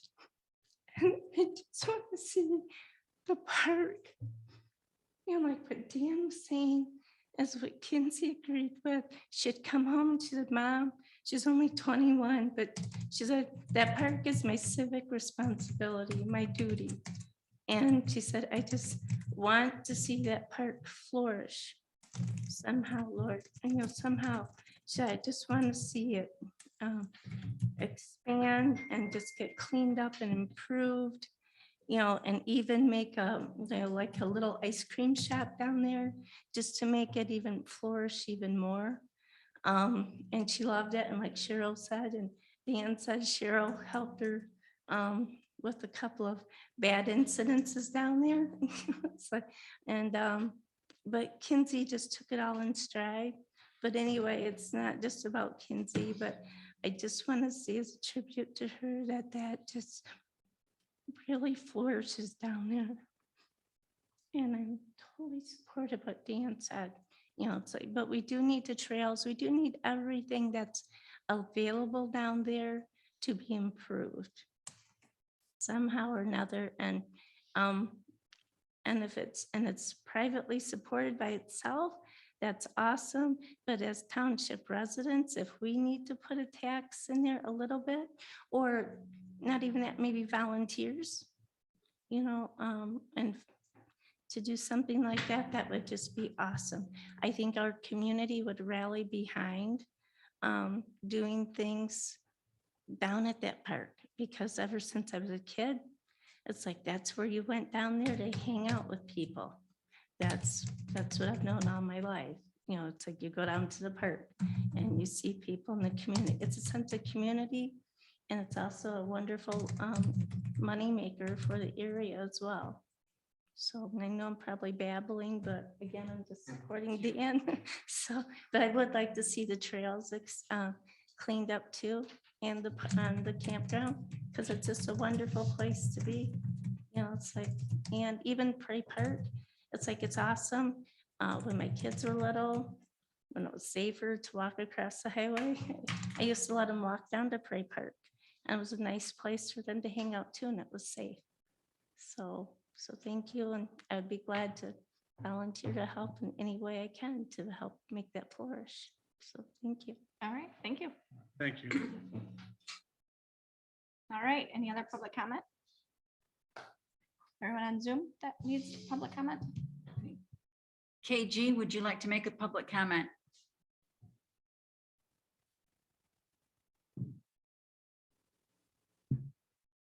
I'll say no. And is that the only one? I thought we had two. Okay. No, the other one left. Okay.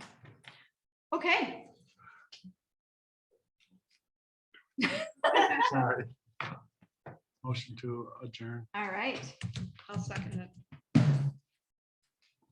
Very good. Thanks, guys. I know we had a lot of discussion tonight, so. Now that we're experts. With sand. Section 35.150. Is, I'm sorry, Lois, is the recorder off? Not yet, hold on. Yeah, we're adjourned. There's Quick at least speaking. 6 feet of sand put into Whitewater Township. Like I'll 6 even shut feet mine off. Just Go pushed ahead. over there. Go. This. the beach? No, in that new playground, in Said it was 6 full feet of sand was pushed over. 45 minutes ago. Sand that was dug, that was just moved across the road, beach sand. Oh, really? Pea gravel, yeah. It's And that was 6 one of the feet of things in the sand. documents that was suggested in the I worked in documents. too. playgrounds for Yeah. 43 years with little kids. It's cleaner too. We have Yeah. 400 people on the playground every day, 3 times a day. Yeah. Right, yeah. Yeah, thank you. Yeah. That's They have sand. What'd you say, They Lois? have It says it's grass full. and they have wood Yeah. chips And so I around the don't thing. know if That's it it. continued I'll recording. tell you, Brandon, I'm reading that stuff. I was saying, you got. Or a bit. Probably because you guys don't want to have us. I'll have- up all the sand in school. We Mine have kept that going. too, I but can it's give just you a main mine. thing. Well, I'm not Yeah, concerned people- about that. I'm concerned about tomorrow. That kind of- Oh. Thank you, Dan. I'm gonna get on Zoom. I want to watch that meeting tomorrow. I think so. Yeah. I don't Look at the markets. I'll record it for you. Zoom's pretty easy to get on, isn't it, Lois? It is. Unless you're Melissa, you can't figure out how to. Good night, Fran. Zoom login.